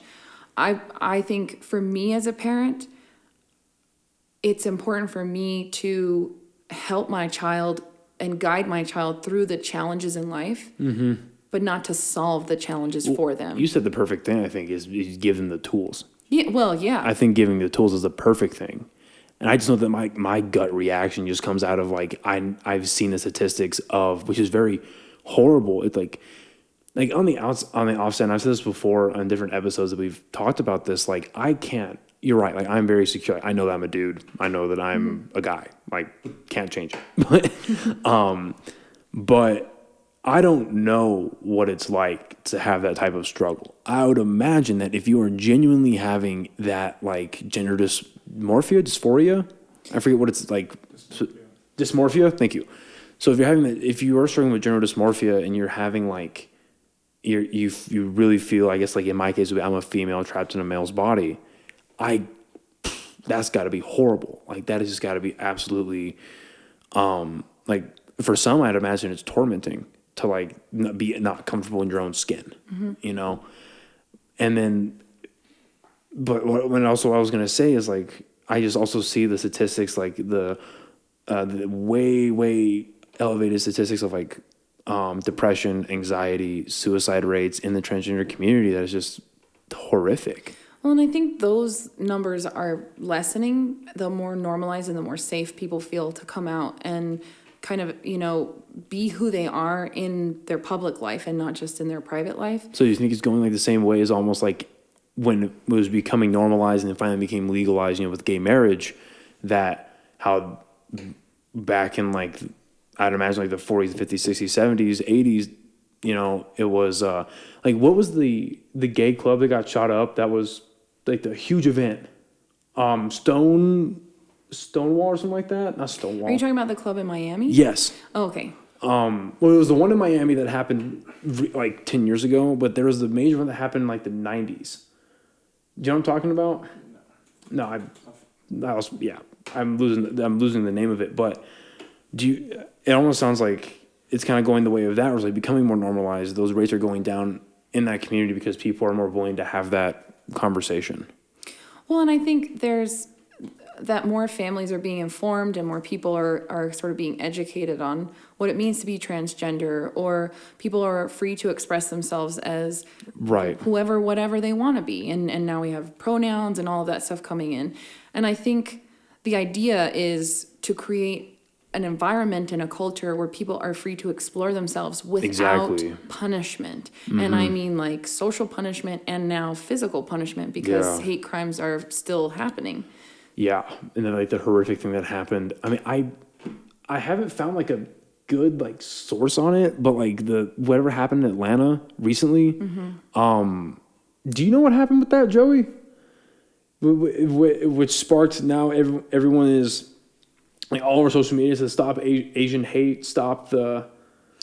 Well, from my understanding, there was a white male, I think he was like 21 or something, and he went to these massage spa places, and he shot and killed, eight. Okay.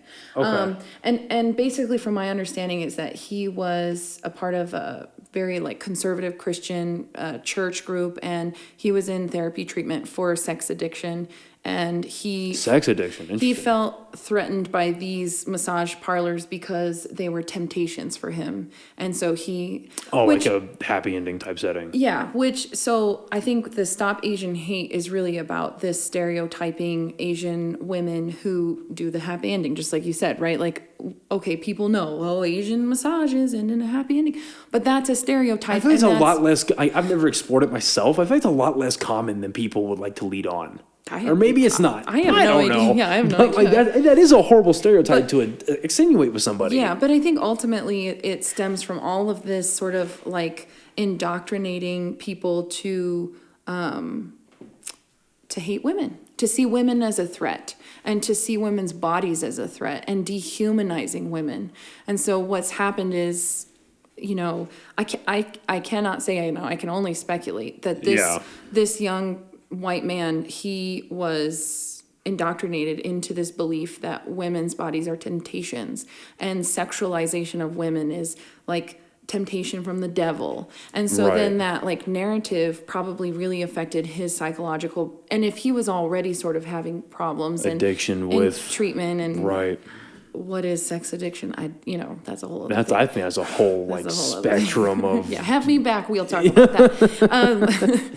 But I think that that's a hate crime. Like he was indoctrinated into hating women, hating Asian women, and stereotyping Asian women as being these like, sex temptresses. And I think a lot of people are like, no, he just was mentally ill. And it's like, we can't minimize it to just that. Yeah, that's such a broad thing to say. Mentally ill people don't, take those kind of extreme measures. Are people who take extreme measures mentally ill? Yeah, usually, but with like context, right? And in relation to what? And so I think that specific incident was very much about. Did you find anything about what his state was or anything like that in those articles by chance? No. Is if he was like in that, what is that, CBS? God, my eyes suck. CBS. Yeah. Okay, so like, cause that happened, and then there was recently the shooting in Boulder. Mm-hmm. Was that another hate-centric thing, or was it? I hate to say just another shooting, but like, was it racially motivated? Do you know? No, I don't think so. Okay. Everyone, he was arrested, but Syrian immigrant just shot up a shopping mall. Yeah, I know it was a Syrian immigrant, but that sucks. I think it was so early. I don't think they have anything else. I think I read something that that shooter's brother had said that he was isolating himself and kind of growing more and more paranoid and having like these deeper thoughts of like isolation, which again is sort of against human nature. It's against our basic needs. And so when people isolate and pull away and detach and dissociate, it can have really, really damaging consequences on the brain. Right. Which then affects behavior. And just looking at it, and I hate to minimize, but like looking at incidents like this, the various shootings that America has been dealing with over the past 2+ decades, while mental illness is like a common denominator, I feel like it's also tough to kind of say like, well, what's like your recipe for a school shooter, a mass shooter, someone who walks into a movie theater and kills people? Like, do you think, in your opinion, there would be like signs for that? Or is it just like every case is just so different than the other? It's just like, you kind of need to make sure that person isn't, like we were talking about a little earlier, not acting outside of those bounds of like what their normal state is. Mm-hmm. Now, if they start extremely changing, maybe this is something we need to look at. Mm-hmm. Not in the sense that they're going to be a shooter at some point, but they're just going to be acting out in any kind of fashion. Yeah. I've not really studied the psychology behind school shooting, but I do think that for anyone, like a lack of empathy is a major sign of some deeper psychological issue happening. But like depression and anxiety don't lead to school shootings. No. And I think that's a really important thing to kind of acknowledge, is that depression, anxiety, PTSD, bipolar disorder, those are all just ways that we can understand a set of like symptoms. And all of those symptoms are a result of not having healthy relationships. Okay. So specifically, as you know, the lack of empathy, because like I'm a big horror guy. I love horror movies. I mean, there's 2 Halloween posters right there. Like I love horror. And I remember in I think it was like the Rob Zombie remake of those movies, the psychologist Loomis, he comes in and he's sitting down with like the mom, the principal, and I think another school counselor, and they're talking, and he brings up like, we found this in the kid's locker, and it's like a bunch of pictures of dead animals that he had killed. And it's like, we find that lack of empathy can lead to psychological or psychopathic tendencies and stuff like that. So when we were talking about a little bit earlier how getting detached from that primary caregiver can often bring problems, is lack of empathy one of those things, you think? I mean, in very severe cases, yeah. It's because I don't think like, every kid who has an unhealthy mother attachment. Right, they're not going to turn into Michael Myers. But right. Or they like don't attach to a primary caregiver, right? They're going to become like a sociopath. But I think that's like a very severe consequence of, like, we're born with empathy. Are some people born without empathy? I think that's like a question a lot of professionals ask. Like, is a sociopath born or is a sociopath made? I don't really know. I don't like, that's not my area of focus, but right. I think it's something to think about when working with like my clientele and sort of my population that I've worked with is, so I worked in an IOP, an intensive outpatient. Okay. And so these were specifically women who had a history of incarceration and substance use and very severe cases. Here in New Mexico or? Yes, yeah, okay. in downtown Albuquerque. It was called Amity Foundation. And it's since closed, but that's where I was working right after graduation. Okay. And these women were like learning how to parent. They wanted to reunite with their children who were in, either CYFD custody or with a family member. Okay. And teaching them parenting skills. And you kind of talk about empathy. And we're born with empathy, right? And we talk about it in the sense of like babies have that sympathy cry, but really that's just empathy. That's like, I'm feeling what you're feeling. And then we're crying together as babies. And then you nurture that empathy as kids get older. And then we become adults who can empathize with one another and understand and put ourselves in that person's shoes. I can feel what you're feeling when you tell me something really bad happened to you, or even something really good happened to you. I can like empathize with that. Right. And that we have to nurture that. Like it doesn't just grow on its own. And that's a part of the attachment parenting, is really nurturing that empathy. And so when you have somebody who's severely depressed or has really bad anxiety and panic attacks, if they have empathy, that doesn't go away. So they're not going to like suddenly just start shooting up because they're really sad and lonely, because they can still empathize with people. I think it's that group of people who have like the really serious, severe mental illnesses, or like the men who can murder their wives and children, or the mothers who can drive their van into a ditch and drown their children. Right. They are so detached and so removed that they are no longer able to empathize with people. Right. And I think that's kind of like at the core of this stuff, but I wouldn't really be able to say specifically. So this is for my benefit, admittedly, and also people that are listening that might not know the difference. What's the basic difference between a psychopath and a sociopath? Because I've never been able to like defer. I don't know if I could give a really good answer. Because I would imagine you deal with a lot. You have dealt with some sociopaths doing marriage therapy. No. Really? Oh, no. I don't think a sociopath would come to therapy. Not in my field. No, not where I'm at. I really don't think that I've ever met like a true sociopath. Interesting. I've met a lot of people who have trauma, and I think that's more common, and can be like, people can dissociate when they're really traumatized, and then that can kind of mask itself in narcissism. And but I don't look at people like that. Like, I think most people have really explainable circumstances, and they adapted to those situations, and then now they're like they're like in relationships and they want it to be healthy, and those adaptive skills are no longer needed, but they're still Interesting. using them. Okay. So I wouldn't say I've like met, I'm trying to think, you know, 'cause I might be reflecting like on my ride home and be like, oh yeah, there was that one guy. But I really don't think I've met a sociopath. Hey, well, that's a good thing.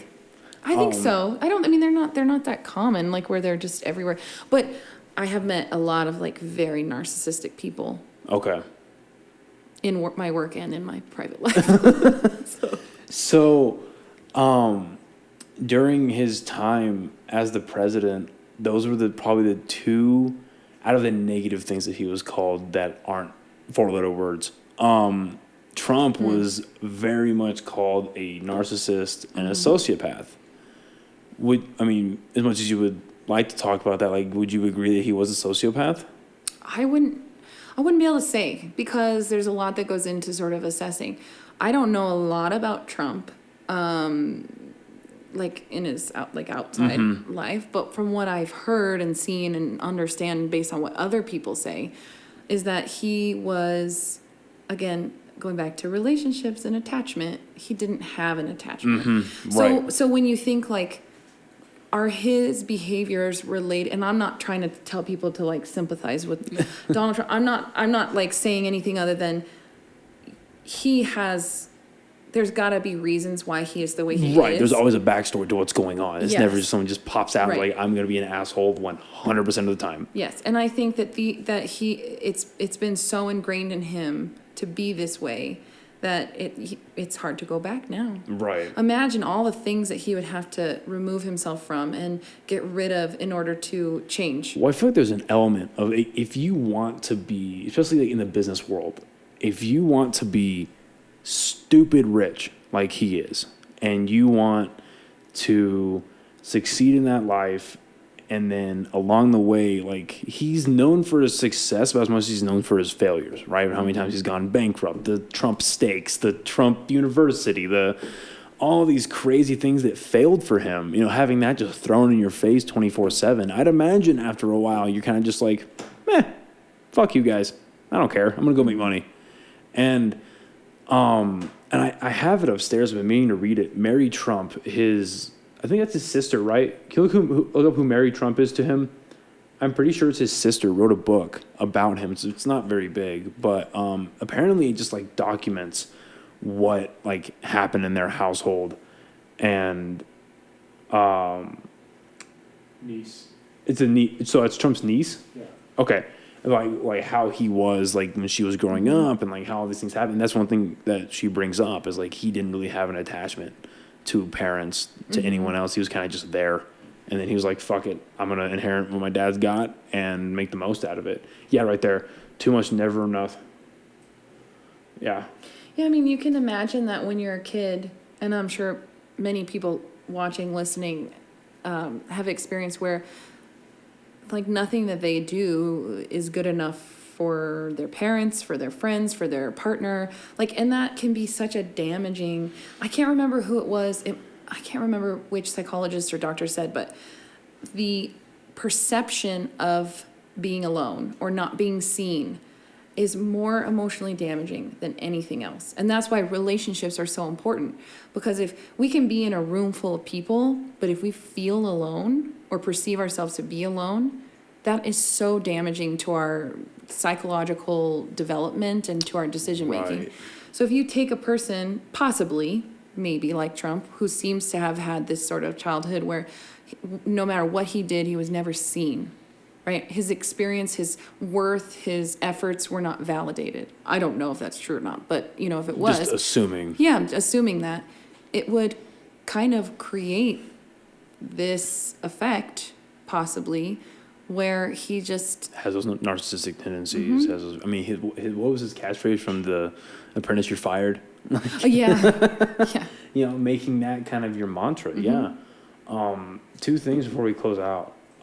So you brought this up a little earlier, that you did an episode with your kid. Yeah. About the Capitol riots.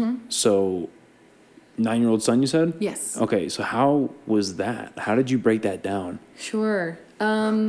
I don't even know why I wanted to talk to him about it. He was asking questions about it. Well, So understandably. yeah, I mean, and we don't really watch a lot of news, but I listen to podcasts when I'm driving, and since we live in Rio Rancho, I mean, it's like a drive to go anywhere.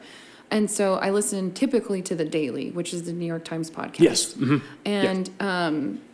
And so he was like hearing about it, and I had managed to kind of keep like a distance with the election, right? Like Yeah. I was not really emotionally invested. That was sort of my coping skill, was to say like, I'm gonna It's I'm gonna hard stay to. here. Yeah, I'm not gonna read. I'm not gonna listen. I'm not gonna watch.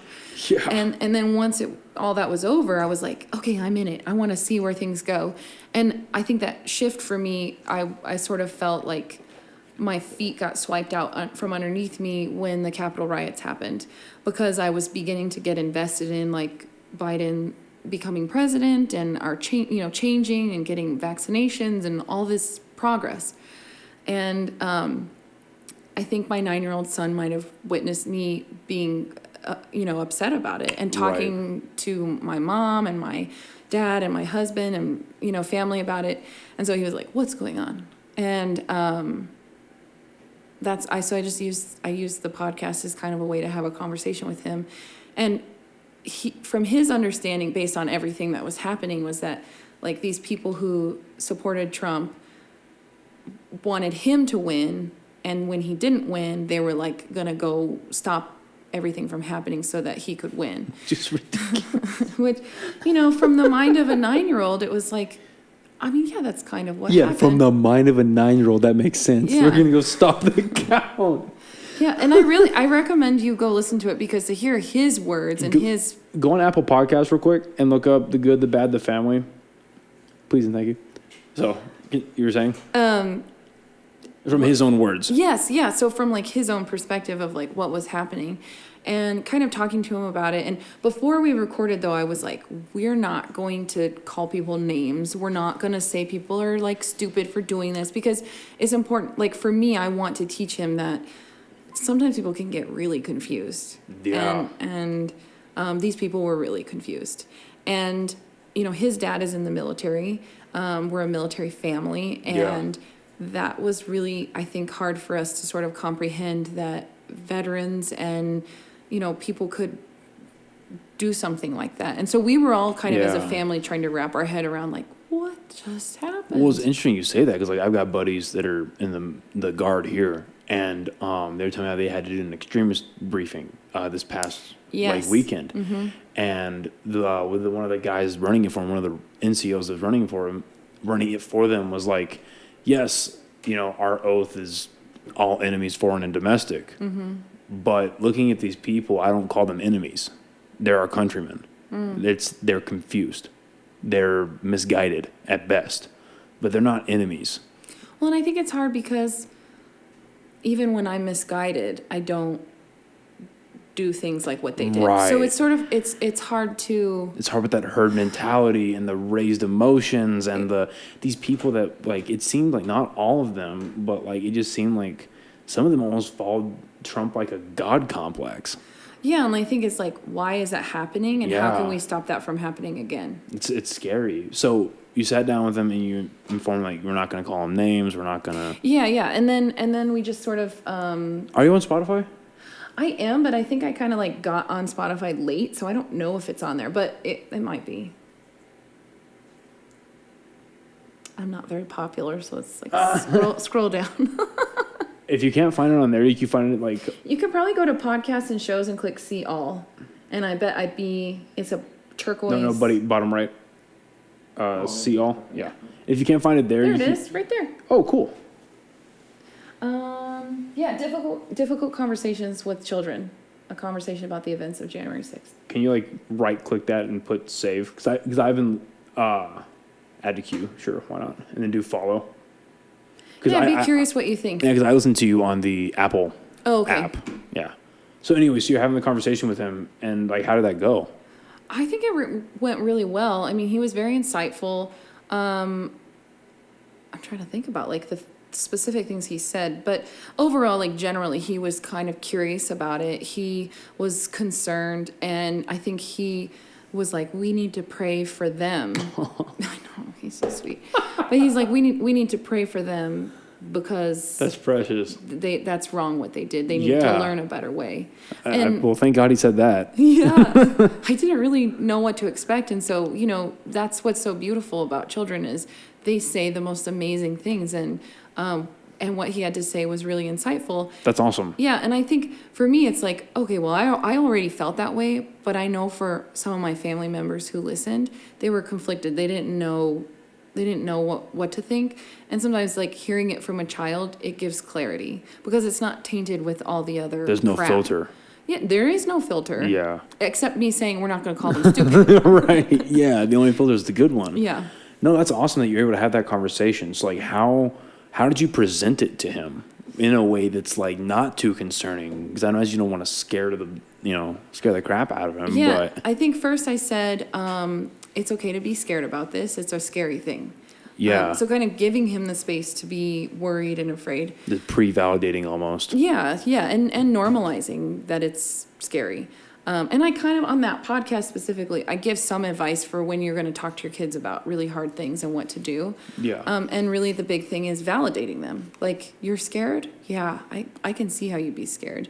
Or sometimes it's hard when you don't agree with someone to validate them. You don't have to agree with them. You can just sort of reflect back. Like, Right. when he's saying things like, I'm confused. It's like, well, I'm not confused, but I can see how I you're get why confused. you are, bud. Yeah, and it's like, yeah, that's confusing for you. I'm not Yeah. really like putting any kind of emphasis on anything. Interesting.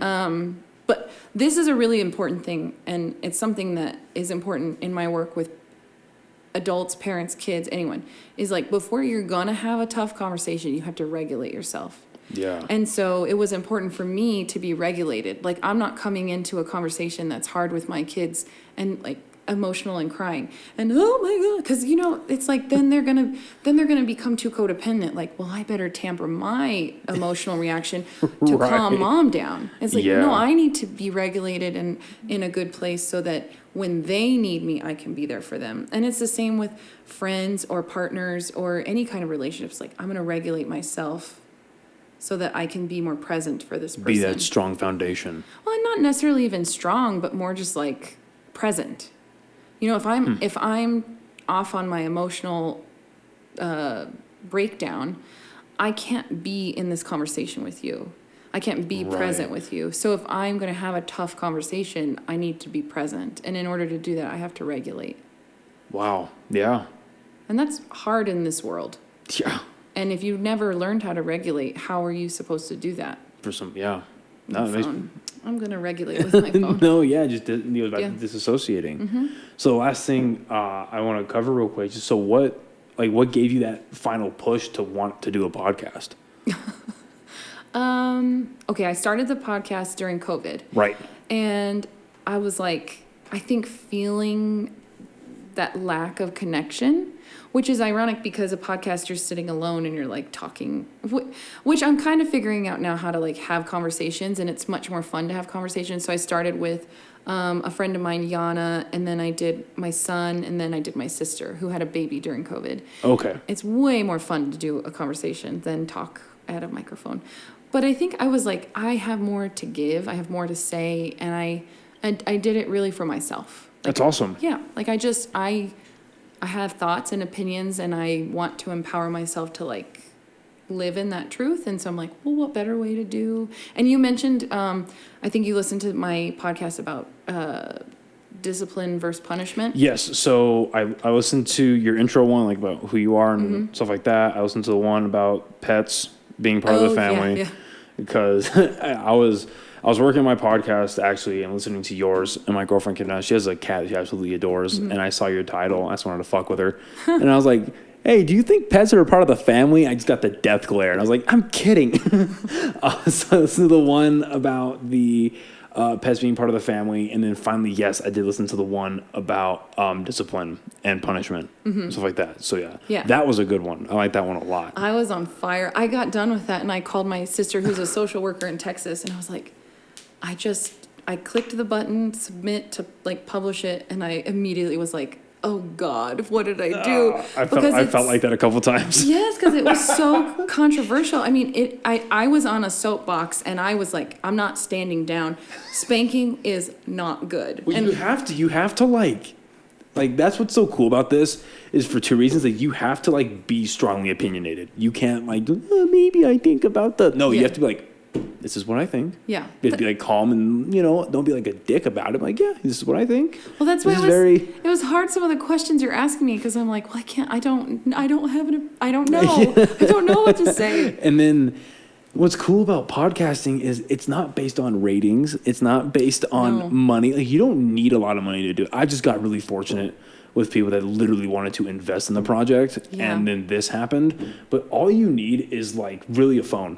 If you really want to do bare bones, that's all you need, a phone and maybe a tripod for it if you want. But yeah, I'm pretty bare bones. Yeah, no one can tell you to stop, which is cool. Yeah. When I like this idea that we can sort of listen to people and connect with people that we wouldn't normally be able to, and it's not with this like for sure. instant sometimes I gotta wait a long time before I hear I don't put out podcasts that often, so it's not like you're getting this constant feed from people on certain podcasts, and so you have that time to sort of process, like, how is this person affecting me? How's their knowledge and information and what they're sharing affecting me? And it's not like scrolling through TikTok feeds of people who post 60-second things. Like, you're developing a relationship with the people on these podcasts. No, for sure. And I'll say this and we'll close out. I mean, I think that's the beautiful thing you just said about you're building that relationship. I mean, he's been on, what, twice now, right? You've had 2 episodes so far? 1 and 9. So he was the first one that we did. We did it actually upstairs on these real cheap mics. The camera footage was so bad that we couldn't use it. Oh my God. Like, the cameras didn't even have brand names. It was literally just video camera from eBay. Oh, fun. Yeah. But yeah, it was a fun time. And it's crazy what can happen. Like, 'cause I've known him for over 10 years, but it's crazy what can happen if you just sit down with somebody, whether you've known them for over a decade or we've just met in person. But you're sitting down, there's no phones, and there's maybe 1 or 2 more people in the room, but you're just having a conversation. So it's awesome. And I'm glad you found joy in doing it. Yeah. And I hope you keep it up, because I like it. I like it a lot. Thank you. Yeah, I really do enjoy it. Yeah, and I'm really grateful to like come here and have a conversation with you, and I mean, kind of you. You're here participating and contributing. But really, I think this is great, and I think it's cool what you're doing and how diverse the people you're talking to are, and yeah, I would love to come back another time. Oh, I'd love to have you. Thank And you. I really do appreciate and value your time. I know you're a very busy individual, so thank you for taking time to come sit down with me and Joey here. And you are welcome back anytime. Thank you very much. Thank you guys for listening and watching. See you guys next time. Thank you. Mm-hmm.